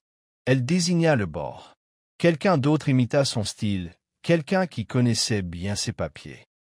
Le docteur Linwood, resté silencieux jusqu'à présent, s'avança. Mademoiselle Marple a raison. J'ai examiné le filigrane à la loupe. La lettre cachée était imprimée sur du papier fabriqué dans une autre usine. Il t'apporta l'enveloppe. Madame Alden utilisait du papier à lettres acheté discrètement le mois dernier. L'agent Reed fronça les sourcils. Quelqu'un d'autre avait alors un mobile pour détourner les soupçons sur Madame Alden. Il regarda où elle est, Marple. Vous croyez que quelqu'un d'autre a orchestré cela? Mademoiselle Marple soutint son regard avec assurance. Oui, les aveux de Madame Alden expliquent sa présence et son acte, mais pas le rendez-vous mis en scène ni l'écriture empruntée. Quelqu'un a exploité son ressentiment, organisant les événements pour que Julia assume l'entière responsabilité. Elle se tourna vers Lady Edith. Et cette personne est toujours en liberté. La main de Lady Edith tremblait contre le rebord de la fenêtre. Mais qui? Et pourquoi piéger Julia? Son murmure était presque inaudible. Mademoiselle Marple sourit légèrement. Parce que le véritable coupable cherchait à masquer des motivations plus profondes. La jalousie de Julia était connue, mais cette autre personne possédait à la fois des motivations et de la ruse. Vous souvenez-vous de l'avocat, Maître Tranchard? Il s'est occupé du testament modifié. Il connaissait la frustration de Julia, et il pouvait accéder au papier à lettres et au boudoir. Ou encore, considérer le capitaine Winthrop avec ses gants précis et sa connaissance de la collection d'armes blanches. Tous deux pouvaient manipuler les événements. Le docteur Linwood ajouta, et Madame Harrington, admirée par Mademoiselle Starkweather, a eu l'occasion de glisser le mot parmi ses papiers, sachant que Julia le découvrirait. L'agent Reed ferma brièvement les yeux. Nous devons rouvrir l'enquête. L'arrestation de Madame Alden sera différée jusqu'à ce que nous soyons certains d'avoir trouvé le bon coupable. Il regarda M.L. Marple. Quelle sera notre prochaine étape? Mademoiselle Marple tapota son carnet. Nous allons examiner l'accès de chaque suspect à la fabrique exclusive de cette papeterie, sa connaissance des griefs de Julia et sa capacité à introduire le mot. Nous commençons par M. Tranchard, qui a commandé le papier pour les projets caritatifs de Mademoiselle Starkweather. Elle se tourna vers Lady Edith. Pourriez-vous le faire venir immédiatement? Lady Edith sortit précipitamment de la pièce. Mademoiselle Marple joignit les mains, pensive. Le tic-tac de l'horloge semblait s'accélérer, chaque seconde les rapprochant d'une nouvelle couche de tromperie. Elle avait démasqué le stratagème de la gouvernante, mais elle cherchait maintenant dans l'ombre le cerveau qui avait orchestré l'énigme des chaussures dépareillées. Alors que la porte se refermait sur Lady Edith, Miss Marple s'accorda un instant de satisfaction. L'affaire avait pris une nouvelle tournure, et le véritable coupable, rusé, calculateur et toujours caché parmi eux, était plus vulnérable que jamais. Mais le dénouement était encore à venir, et le génie bienveillant de Miss Marple allait bientôt le révéler. Tard dans l'après-midi, Miss Marple invita les principaux suspects restant à la bibliothèque sous couvert d'une réunion conviviale. Les hautes étagères de la pièce se dressaient telles des sentinelles silencieuses, et l'odeur des reliures de cuir se mêlait au léger parfum des sachets de lavande de Lady Edith. Un feu crépitait doucement dans la cheminée, projetant des ombres vacillantes sur le tapis oriental. Sur une table basse était posé un plateau soigneusement disposé, garni de scones chauds, de crimpets beurrés et de pâtisseries délicates. L'intention de Miss Marple n'était pas de simplement offrir l'hospitalité, mais de créer une scène soignée permettant d'observer la réaction de chaque invité face à de subtils rappels de l'affaire. Le capitaine Winthrop entra le premier, son allure navale toujours droite malgré le poids de la suspicion de l'après-midi. Il s'inclina courtoisement et s'assit près du foyer. L'infirmière Gilbert suivit, son calme trahissant la tension qu'elle devait ressentir après les aveux de Madame Alden et le sursis qui s'ensuivit. Le docteur Linwood arriva ensuite, penché sur les notes qu'il avait prises sur les moulins à papier dissimulés. Enfin, M. Tranchard franchit la porte, sa démarche précise ne trahissant aucun signe de détresse, mais son regard se posa brièvement sur Miss Marple comme pour jauger ses intentions. Miss Marple salua chacun avec une douce chaleur. « Merci de m'avoir rejointe, » dit-elle en servant du thé à ses invités. « J'ai pensé qu'un cadre détendu nous aiderait tous à réfléchir aux événements récents. » Elle marqua une pause, replaçant la théière en argent sur son support. Le capitaine Winthrop but le premier une gorgée, l'infirmière Gilbert prit une délicate bouchée de scone, et M. Tranchard joignit poliment les mains sur ses genoux. Mademoiselle Marple s'éclaircit doucement la gorge. J'ai réfléchi au curieux papier sur lequel était rédigée la note de rendez-vous trompeuse. Vous vous souvenez peut-être qu'il portait une bordure festonnée et un filigrane, contrairement au papier à lettres habituelles de Lady Edith. Docteur Linwood, auriez-vous l'amabilité de nous en montrer un exemplaire? Le docteur Linwood prit un petit chevalet sur lequel reposaient 2 feuilles de papier, l'une provenant des réserves personnelles de Lady Edith, l'autre de l'usine clandestine. Les invités se penchèrent, scrutant la subtile différence de filigrane et de teinte. Ce papier, poursuivit mademoiselle Marple, avait été acheté en petite quantité auprès d'un fournisseur spécialisé de Londres. Peu d'entre nous en connaissaient l'existence. Elle jeta un coup d'œil à M. Tranchard. « Monsieur Tranchard, vous êtes allé à Londres le mois dernier pour rencontrer Madame Huntington au sujet de la dotation de l'école. Auriez-vous, par hasard, rendu visite à ce fournisseur? » M. Tranchard inclina la tête. Son expression resta impassible. Je passais effectivement devant une papeterie dont je ne me souviens plus du nom. Mon but était de remettre des plans à Madame Huntington. Les yeux de Mademoiselle Marple pétillèrent. Effectivement, la boutique jouxtait ses bureaux, Fleet Street.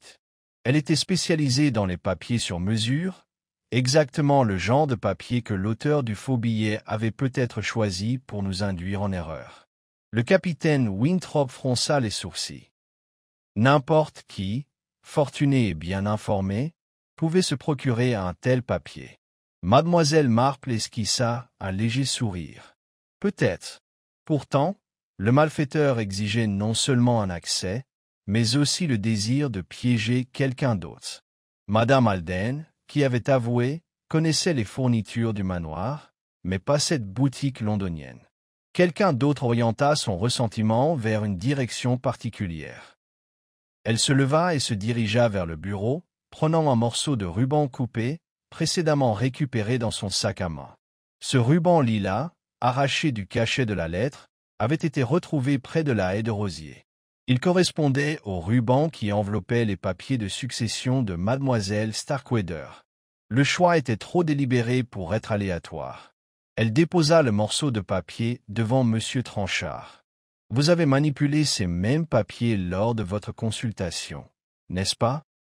Les doigts de M. Tranchard tressaillirent, comme s'il était tenté de soulever le morceau, mais hésitant à obtempérer. Il s'éclaircit la gorge. « Je les ai noués avec un ruban lavande, comme vous le savez, c'était la préférence de mademoiselle Starkweather. » Le regard de mademoiselle Marple s'intensifia. « Et vous seul, parmi notre cercle, aviez eu l'occasion de glisser une enveloppe secondaire entre les pages, car madame Alden n'aurait pas falsifié une correspondance qu'elle croyait authentique. » Elle se rapprocha, baissant la voix. « Vous aviez orchestré cette fausse rencontre pour isoler mademoiselle Starkweather, n'est-ce pas ?» Le sang-froid de M. Tranchard se brisa un bref instant. Son regard se porta sur la fenêtre, où la haie de rosiers projetait des silhouettes épineuses sur la pelouse. L'infirmière Gilbert aperçut cette lueur, puis détourna le regard, les lèvres serrées. Mademoiselle Marple se tourna ensuite vers le capitaine Winthrop. « Capitaine, vous avez observé la lame ramasser 2 stylets, en ivoire et rainuré. Pourtant, les empreintes digitales n'apparurent que sur la partie rainurée. On pourrait penser que le meurtrier souhaitait éviter de laisser une trace, pourtant ses gants les trahissaient. » Le capitaine expira lentement. « J'avais des gants ce matin-là, mais je les ai portés tout au long du parcours. Je ne peux expliquer les empreintes. » Mademoiselle Marple hocha la tête. En effet, le meurtrier voulait nous faire croire que la gouvernante, Madame Alden, avait laissé des fragments de gants dans la haie, hors de sa portée. Elle marqua une pause, laissant ses mots reposer. « Docteur Linwood, poursuivit-elle, vous avez remarqué que les mains de Madame Alden ne portaient aucune trace de sang. Pourtant des traces persistaient sur le manche de la lame, selon un motif incompatible avec l'usage de gants. Quelqu'un a-t-il manipulé la lame par la suite, peut-être vous-même, docteur, pour tenter de brouiller les pistes? » Le docteur Linwood haussa un sourcil. « Certainement pas. Mes gants sont intacts. J'ai manipulé la lame sous la supervision de l'agent Reed, une fois la scène sécurisée. » Il posa une main ferme sur la cheminée. « Je ne souhaite pas tromper la justice. » Les yeux pâles de mademoiselle Marple l'observèrent. « Bien sûr que non. Et pourtant, qui parmi nous avait à la fois le mobile et les connaissances médico-légales pour mettre en scène une telle scène? Un notaire pourrait comprendre les ramifications juridiques, un médecin celles de la médecine légale, et un noble celle des traditions. Chacun de vous détient une pièce du puzzle. » Elle retourna à sa place et se servit une dernière tasse de thé. Mais l'un d'entre vous se trompa sur la capacité d'observation humaine. Elle offrit la tasse à M. Tranchard, qui hésita avant de l'accepter. « Monsieur Tranchard, dit-elle doucement, je trouve curieux que vous ayez insisté pour superviser la modification du testament et que vous ayez ensuite vécu seul dans votre appartement ici à Nettridge. Pourtant, vous n'avez jamais mentionné avoir projeté d'épouser la cousine de mademoiselle Starkweather, Pénélope, avant que la décision d'héritage ne la chasse. La photo des 2 enfants, l'une ornée, l'autre simple, vous représente, vous et Pénélope, enfants, n'est-ce pas? » La main de M. Tranchard trembla lorsqu'il souleva la tasse. Il la reposa brusquement, la porcelaine s'entrechoquant. L'infirmière Gilbert se leva d'un bond, sa compassion instinctive luttant contre sa retenue professionnelle. M. Tranchard perdit ses couleurs. Il resta planté là, le regard fixé sur mademoiselle Marple. « J'ai demandé Pénélope en mariage. Elle a refusé, humiliée d'apprendre que son héritage était destiné à quelqu'un d'autre. Elle a disparu de nos vies, et peu après, Helena a hérité. Je ne vous l'ai jamais dit, de peur que cela paraisse mercantile. » Mademoiselle Marple se pencha en avant, la voix posée. « Et vous avez donc orchestré cette tragédie pour punir Helena de sa fortune, d'abord en déstabilisant sa confiance en Julia, puis en l'isolant et en la réduisant au silence à jamais. » Les épaules de M. Tranchard s'affaissèrent. Il ferma les yeux. « Oui, j'ai arrangé la lettre, persuadé que le ressentiment de Julia aurait le résultat escompté. Je ne pouvais éliminer ma rivale sans éveiller les soupçons. Il se détourna, la voix creuse. Je n'avais jamais eu l'intention de la tuer, juste de l'effrayer pour qu'elle abandonne ses plans et peut-être de me donner l'occasion de regagner les faveurs de Pénélope. Une larme coula sur sa joue. L'infirmière Gilbert posa une main réconfortante sur son épaule, son chagrin se lisant dans ses yeux. Le docteur Linwood recula d'un pas, et les jointures du capitaine Winthrop blanchirent sur l'accoudoir. Mademoiselle Marple se leva enfin, son châle retombant soigneusement sur ses épaules. « Agent Reed » appela-t-elle d'un ton calme. « Les aveux sont complets. Reed intra, menats aux mains. Monsieur Tranchard, vous êtes en état d'arrestation pour le meurtre d'Helena Starkweather. » Tandis que l'agent emmenait Monsieur Tranchard, Mademoiselle Marple se tourna vers Lady Edith, restée silencieuse sur le seuil. « Ma chère, la justice exige parfois plus de patience et d'observation que de force. L'orchestration du ressentiment et l'énigme des chaussures dépareillées ont été résolues. » Lady Edith posa une main tremblante sur le bras de Mademoiselle Marple. « Merci, Jane. Vous avez sauvé beaucoup de gens de fausses accusations. » Mademoiselle Marple lui offrit un sourire doux. « Ce n'est pas moi qui les ai sauvés, mais la vérité, qui est patiente et tenace. » Dehors, le soleil disparaissait derrière les collines de l'ouest, plongeant la roseraie dans une ombre violette profonde.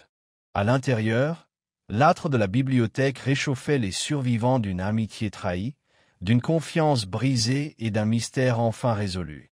Le salon du manoir de Nettridge était agencé exactement comme Miss Marple l'avait souhaité.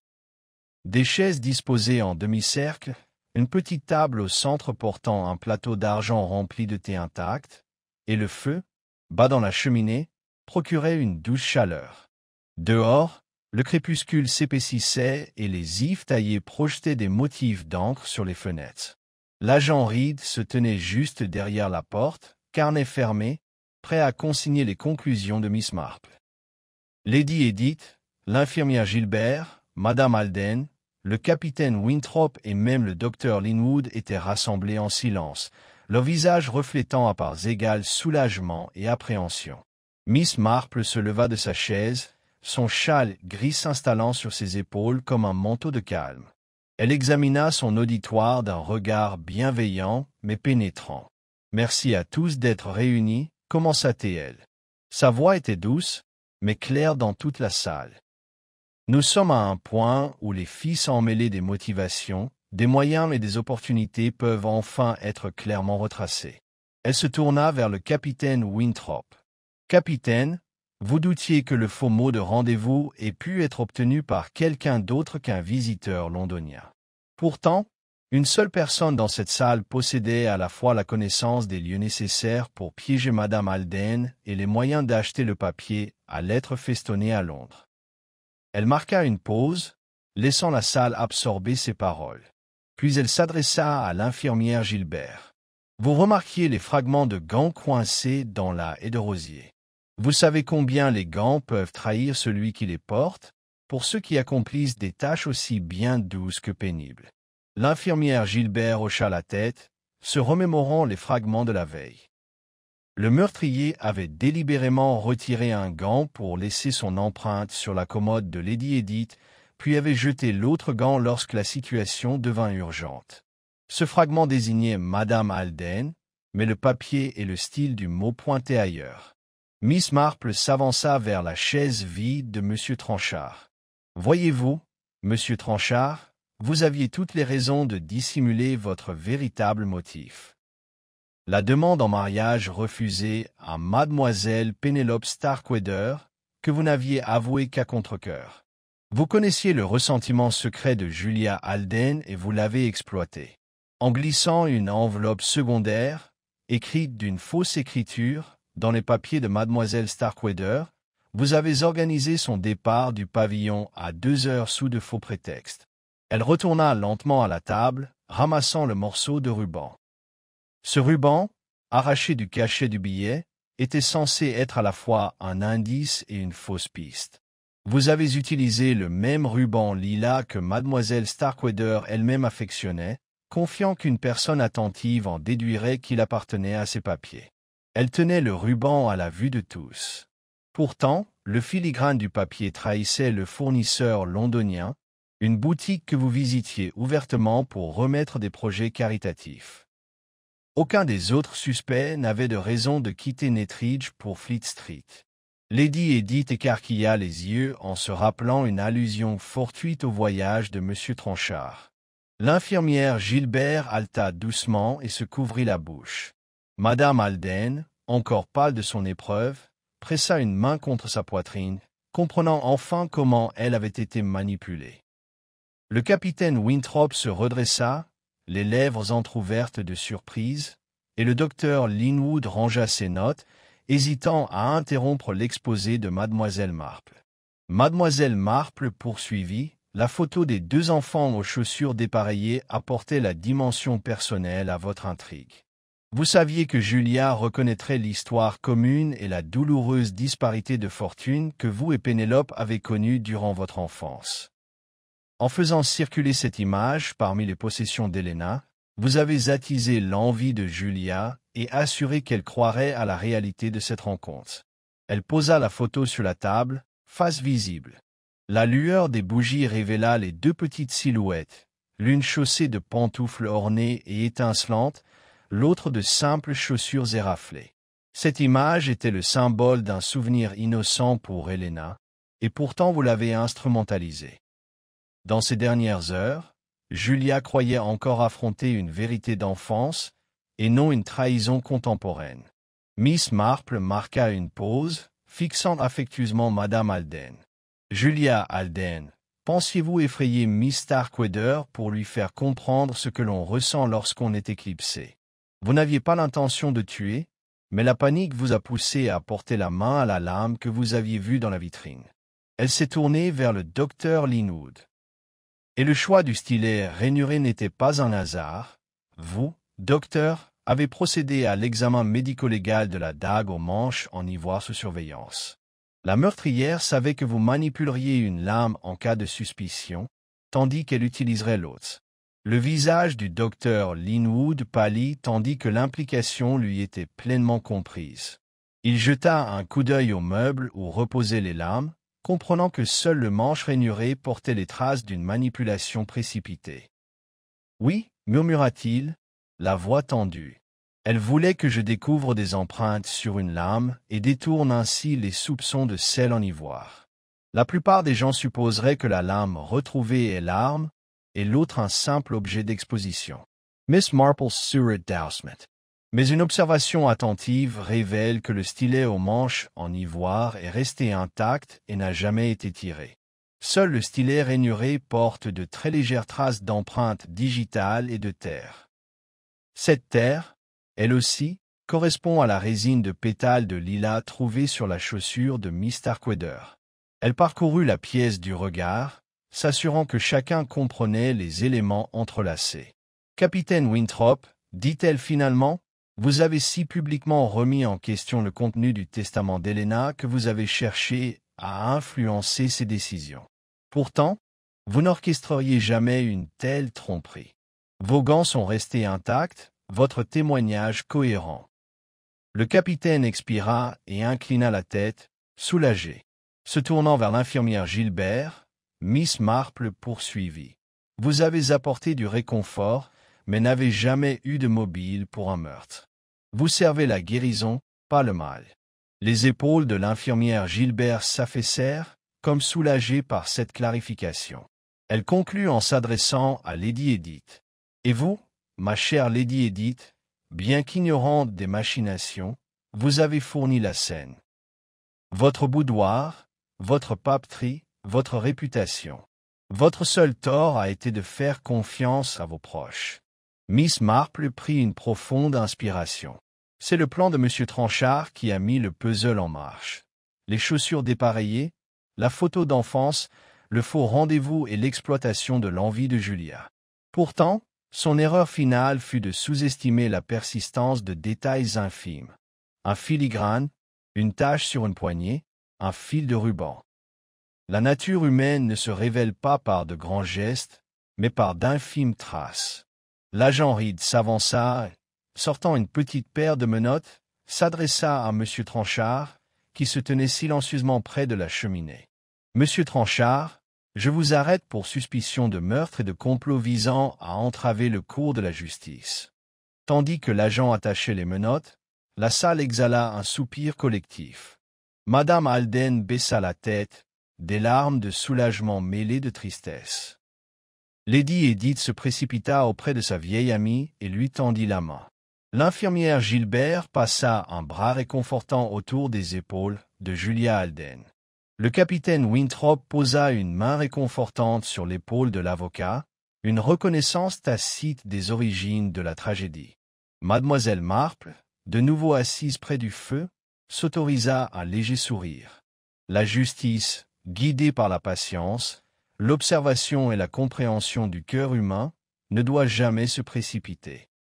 L'énigme a été résolue non par la force, mais par la douce accumulation de vérités oubliées. Dehors, les dernières lueurs du jour déclinèrent, laissant le manoir plongé dans le silence. À l'intérieur, les survivants affrontèrent les conséquences de l'envie et de la trahison mise à nu, et le triomphe discret de la vérité, enfin révélé. Le matin suivant l'arrestation de M. Tranchard se leva clair et net sur le manoir de Nettridge. Un soleil pâle rampait au-dessus des collines ondulantes, projetant de longues ombres sur les pelouses baignées de rosée et les pétales encore fermés de la haie de rosier où la tragédie s'était déroulée. Dans le salon, Lady Edith Pembroke évoluait silencieusement parmi les meubles, l'air grave mais posé. Nurse Gilbert disposait des fleurs fraîches dans un vase près de la fenêtre, leur couleur douce contrastant subtilement avec l'atmosphère sombre. Miss Marple était assise dans son fauteuil préféré, une tasse de thé fumante à la main, contemplant pensivement l'espace vide où Julia Alden se tenait autrefois. Lady Edith posa un torchon et se laissa tomber sur le canapé. « Jane, » dit-elle doucement, utilisant le nom que peu oser prononcer à une heure aussi solennelle, la maisonnée semble étrangement vide. Les domestiques se déplacent avec des regards prudents, et je crains que le village n'en parle pendant des années. Elle inspira profondément, comme pour reprendre des forces. Comment retrouver la paix après une telle tempête? Miss Marple sirota son thé et posa la tasse sur une table proche. La paix, ma chère, ne se rétablit pas par l'oubli, mais par la compréhension. Chacun doit assumer sa part de responsabilité dans cette tragédie. Elle marqua une pause, son regard errant vers le portrait du défunt patriarche au-dessus de la cheminée. Nettridge se rétablira, mais avec le souvenir de la tromperie et de l'envie tissée dans son histoire.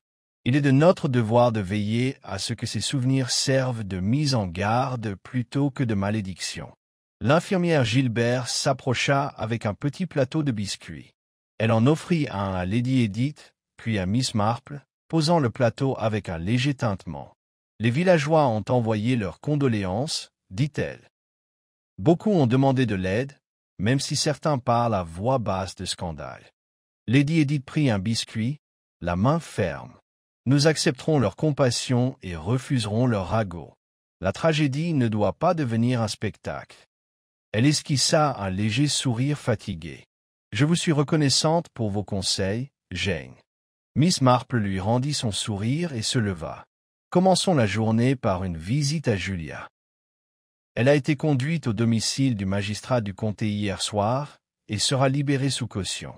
J'aimerais la voir et lui apporter du réconfort. » Elle posa une main sur le bras de Lady Edith. « Et puis, peut-être, nous rendrons-nous hommage à la haie de rosier. » Ils traversèrent les couloirs, croisant des domestiques silencieux dont l'expression mêlait soulagement et incertitude persistante.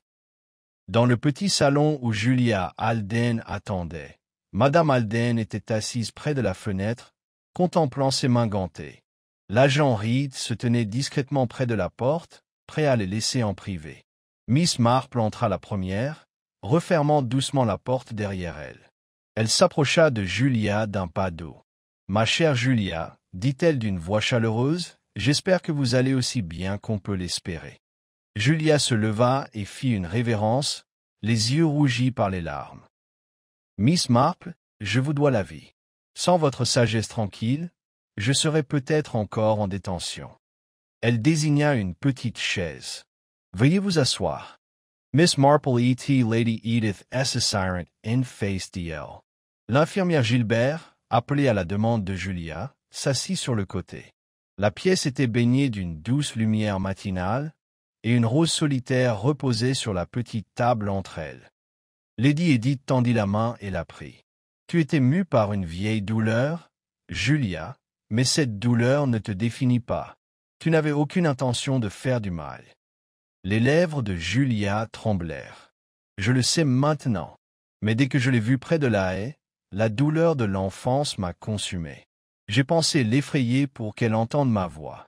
Au lieu de cela, Elle s'interrompit, des larmes coulant sur ses joues. Miss Marple posa une main sur l'épaule de Julia. Nous sommes façonnés par notre passé, ma chère, mais pas liés à jamais par lui. Tu as agi par désespoir. Maintenant, tu dois rétablir la confiance avec Lady Edith, avec le personnel et avec toi-même. Julia hocha la tête et serra la main de Lady Edith. Je ferai tout mon possible pour me racheter. L'agent Reed s'approcha. Madame, le magistrat exige votre signature sur les papiers de caution. I'll Louis tended les documents. Julia accepta la plume et signa, la main plus ferme que Miss Marple ne l'aurait imaginé. Elle rendit les papiers. Je serai au manoir en milieu d'après-midi, dit-elle. Reed inclina la tête. Merci, madame. Il se retourna et sortit discrètement de la pièce. Une fois la porte fermée, Miss Marple se leva. Voyez-vous, Lady Edith, même les blessures les plus profondes peuvent commencer à guérir grâce à la compassion. Elle remit Julia debout. Retournons au jardin, car l'ail de rosier mérite plus que jamais notre attention. Plus tard, dans la roseraie, Lady Edith et Julia travaillèrent côte à côte, sécateur à la main, à tailler les haies et à enlever les pétales fanés. L'infirmière Gilbert et le docteur Linwood les rejoignirent, offrant chacun une branche ou ramassant des débris. Miss Marple se tenait près du portail, observant. Le capitaine Winthrop s'approcha, portant un petit panier de terre. « J'ai pensé que vous pourriez me permettre de vous aider, » dit-il en offrant le panier à Lady Edith. Lady Edith sourit avec une chaleur sincère. « Bien sûr. Nous reconstruisons ensemble. » Miss Marple s'avança, pinceau et gants à la main. Elle s'arrêta à l'endroit où Helena Starkweather était tombée, déposant une rose blanche à sa base. « Ici, dit-elle doucement, nous honorons sa mémoire, non seulement par le chagrin, mais par la beauté. » Le capitaine Winthrop la rejoignit. Un hommage mérité. Il s'agenouilla et arrangea la terre autour de la rose. Le docteur Linwood et l'infirmière Gilbert longèrent la haie, soignant chaque fleur. Julia s'arrêta au même endroit, agenouillée près de Lady Edith. Elles enfoncèrent une petite plaque dans la terre, à la mémoire d'Helena Starkweather. Sa gentillesse et sa curiosité perdurent dans ses pétales. Elles s'élevèrent à l'unisson, et Miss Marple les rejoignit, effleurant la délicate plaque d'un doigt ganté. Tandis que le soleil montait, le groupe travailla dans un silence complice, le rythme des sécateurs et le bruissement des feuilles tissant une douce mélodie. Mademoiselle Marple a regardé l'expression de chaque personne, la détermination silencieuse de Lady Edith, le soulagement provisoire sur le visage de Julia, le foyer constant du capitaine, le regard compatissant de l'infirmière Gilbert et l'attention réfléchie du docteur Linwood à chaque détail. Lorsque la dernière fleur a été attachée et que le jardin est restauré sur commande, Mademoiselle Marple a parlé. « Tu as bien fait, mes amis. Hors de la douleur, vous avez nourri la croissance. Ce jardin témoigne de ce qui est possible lorsque l'empathie triomphe le ressentiment. » Lady Edith a placé une main sur son cœur. « Merci, Jane. Je vois maintenant comment notre communauté peut émerger plus fort. » Julia Alden-Rose, brossant ses jupes. « Je suis reconnaissant pour votre pardon et pour cette chance de restaurer ma place. » Le capitaine Winthrop a offert un signe de tête respectueux. Nettridge vous doit à tous une dette de gratitude. Le docteur Linwood a brossé une boucle errante de son front. Et je publierai un compte-rendu des résultats médico-légaux, garantissant que la clarté règne sur la spéculation. L'infirmière Gilbert a souri. Que ce soit le dernier chapitre de notre histoire douloureuse. Mademoiselle Marple a incliné sa tête. Le chapitre s'est fermé, mais le récit continue. Que vos vies en avance soient guidées par les leçons de l'humilité et de l'observation. Ils se tournèrent vers le manoir. La roseraie derrière eux se baignait de lumière dorée. Alors qu'ils marchaient, mademoiselle Marple s'arrêta à la porte, en regardant de nouveau en arrière les haies, la rose blanche se dressant la sentinelle au-dessus de la plaque. Elle s'est autorisée à un petit soupir satisfait. Le village au-delà de Nettridge parlait du puzzle des chaussures dépareillées pendant des années à venir, la trahison et la douce persistance de la vérité. Pourtant, mademoiselle Marple savait que le plus grand héritage serait les liens restaurés entre amis et voisins, et le rappel indéfectible que dans chaque secret se trouve la graine de la compréhension, n'attendant que des yeux patients et gentils pour le nourrir en fleurs. Plusieurs jours se sont écoulés depuis la cérémonie de la rose-herbe, mais le manoir de Nettridge est resté dans un état d'équilibre délicat. Le village a continué avec ses routines, le marché a rouvert ses portes, les enfants ont ri sur le verre, et le marteau du forgeron a sonné à l'aube, mais sous la surface a persisté le souvenir de la tragédie d'Helena Starkweather. Mademoiselle Marple se retrouvait à redire au salon chaque après-midi, comme si les murs mêmes portaient encore de faibles échos de chaque secret chuchoté. En cette douce journée de printemps, elle s'est assise près de la baie vitrée, brode la broderie d'une petite poche de lavande tout en allaitant une tasse de thé à la camomille. La lumière de l'après-midi a dansé sur les pétales de lys frais dans un vase en porcelaine à ses côtés. L'infirmière Gilbert est entrée tranquillement, portant une note pliée attachée avec un ruban de mauve pâle. « Mademoiselle Marple, dit-elle doucement, plaçant la note sur la petite table de thé, cela est arrivé pour vous par poste. » Son ton tenait une curieuse note d'hésitation. Mademoiselle Marple a mis de côté sa broderie et a ramassé l'enveloppe. L'écriture sur le devant était inconnue, coulant mais délibérée, avec des boucles gracieuses et un épanouissement sur la capitale, P. Elle a détaché le ruban et a déplié la seule feuille à l'intérieur. « Un cher Miss Marple, je suis convaincu que cela ne vous dérangera pas mon intrusion.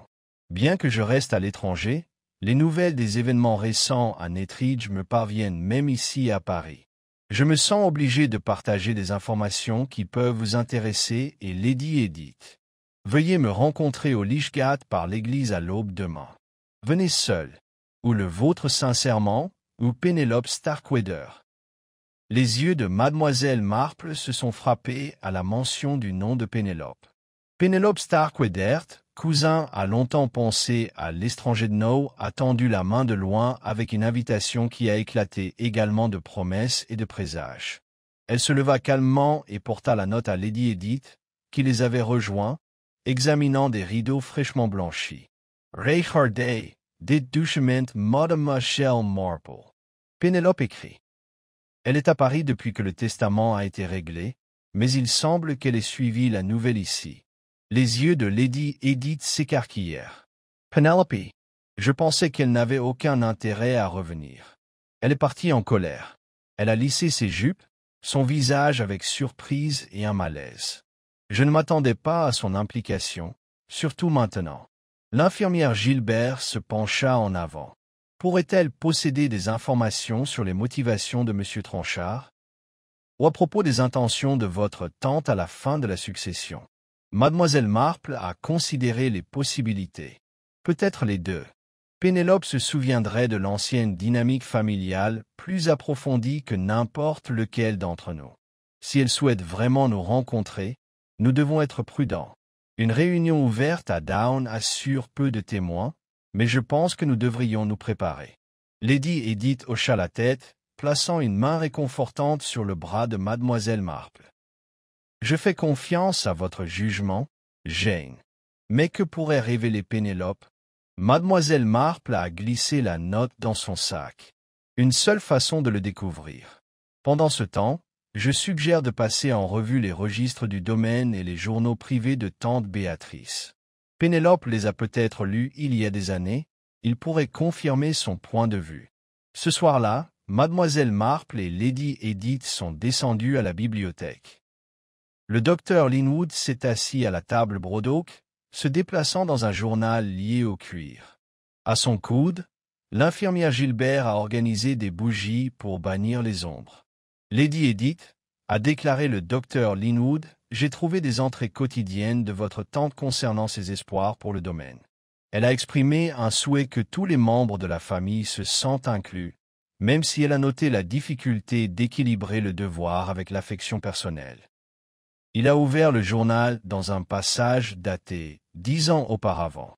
Lady Edith lit silencieusement. J'ai choisi Helena comme héritier principal, car son tempérament combine la sensibilité et le courage. Pourtant, je crains que Pénélope, bien que moins optimiste, ne se sente mal. Puisse-t-elle me pardonner un jour? Un silence est tombé. Lady Edith a clôturé le journal avec un soupir doux. Ma tante a anticipé cette faillite. Mademoiselle Marple a tapé son cahier. La lettre de Pénélope suggère qu'elle a pardonné certains aspects, mais elle peut encore aborder des questions. La réunion de demain peut clarifier ses intentions ou provoquer de nouvelles complications. Dr. Linwood Rose. J'examinerai le reste des revues pour tous les indices que Pénélope pourrait mentionner. Il a rassemblé des piles de papier et s'est retiré dans un coin calme. L'infirmière Gilbert a offert du thé. Nous devons nous reposer bien avant l'aube. Mademoiselle Marple a accepté une tasse et s'est tournée vers Lady Edith. Oui, nous avons beaucoup à préparer. Avant la première lueur du lever du soleil, Mademoiselle Marple s'est enveloppée dans un châle en laine et est entrée dans l'air croustillant. La rosée s'accrochait toujours à des lames d'herbe et une légère brume recroquevillée autour du lychgat du cimetière. Lady Edith, pâle mais résolue, attendait à côté d'elle, tandis que l'infirmière Gilbert s'attardait en arrière-plan, prête à aider si nécessaire. Mademoiselle Marple a tiré une petite lanterne de son sac et l'a tenue en l'air. Les anciens poutres en chêne de la porte sculptaient silhouettes austères contre le ciel pâle. À exactement 4:15, une silhouette est sortie de la femme la plus grande dans un manteau de la sable, sa posture gracieuse, ses cheveux une cascade de boucles sombres. Penelope, Lady Edith murmura, a vainqueur. Pénélope Starkweather a retiré sa capuche et a souri chaleureusement. « Edith » répondit-elle, sa voix douce mais claire. Elle baissa la tête vers Mademoiselle Marple. « Mademoiselle Marple, merci d'être venue. » Mademoiselle Marple a incliné sa tête. « Bien sûr, ma chère. Priez, dites-nous ce qui vous ramène à Nettridge. » Pénélope plia ses mains gantées. Les nouvelles de la mort d'Helena m'ont profondément doulacé, bien que j'étais éloigné. Mais les révélations qui ont suivi, il a soupiré, l'épreuve de Julia, je me sentais obligé de s'assurer que l'histoire a été racontée avec un contexte complet. Vous voyez, il y a plus dans l'histoire de notre famille que nous ne le savions. Le front de Lady Edith sourda. Que voulez-vous dire? Pénélope se rapprocha, les yeux brillants dans la lueur de la lanterne. Les journaux de notre tante tardive ne font que faire allusion à ses peurs plus profondes. Elle a écrit sur l'enfant d'une fille perdue depuis longtemps pris en secret avant la naissance d'Helena. Cet enfant n'était ni Helena ni Pénélope, mais un cousin que nous n'avons jamais rencontré. Les journaux disent qu'elle a été confiée à un relatif lointain à l'étranger. Les yeux de Mademoiselle Marple se ramollirent. Un cousin caché? Pénélope hocha la tête. Un enfant qui portait des chaussures incompatibles en signe de sa différence, tout comme Helena l'a fait. Je crois que les descendants pour enfants restent en Angleterre, peut-être même ici à Nettridge, ignorant leur véritable lignée. Elle jeta un coup d'œil à Lady Edith. Je souhaitais vous avertir avant que le retour de Pénélope ait déclenché de nouvelles spéculations. Lady Edith posa une main sur sa poitrine. Cela change tout. Mademoiselle Marple s'est avancée. La photographie des deux enfants Chenat et Julia May ont obscurci la mémoire de cet autre enfant. Dans l'affirmative, Nous devons rechercher des preuves dans les dossiers familiaux pour confirmer l'existence de cette troisième branche. Pénélope atteint son manteau et a produit une feuille pliée de sa propre écriture. J'ai transcrit les passages pertinents des entrées de journal originales. Je pensais que vous voudrez peut-être les revoir avant que Dawn ne fasse la place à des ragots. Mademoiselle Marple a accepté les pages et scanné le script délicat par Lantern Light. L'infirmière Gilbert s'est approchée et a offert une deuxième lanterne à Pénélope pour un meilleur éclairage. La voix de Lady Edith trembla. Nous devons être prudents. Si ce cousin existe, ils peuvent subir la même envie et négligence que Julia a ressentie. Je ne peux pas supporter plus de douleur infligée par les secrets. Mademoiselle Marple a plié les papiers pensivement.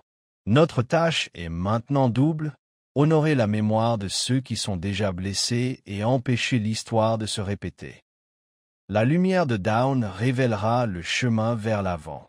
Alors que le ciel s'éclaircissait avec la promesse d'un nouveau jour, les 4 femmes se tenaient dans les cadres du Lychgat du passé et du futur, prêts à dénicher la vérité finale. Sous le silence des pierres du cimetière et le roucouleur doux des colombes du matin, Mademoiselle Marple a senti la dernière section de ce mystère qui remuait déjà dans les ailes, n'attendant que les premiers rayons de soleil pour clôturer la lignée cachée de Nettridge et les derniers échos de chaussures mismatch.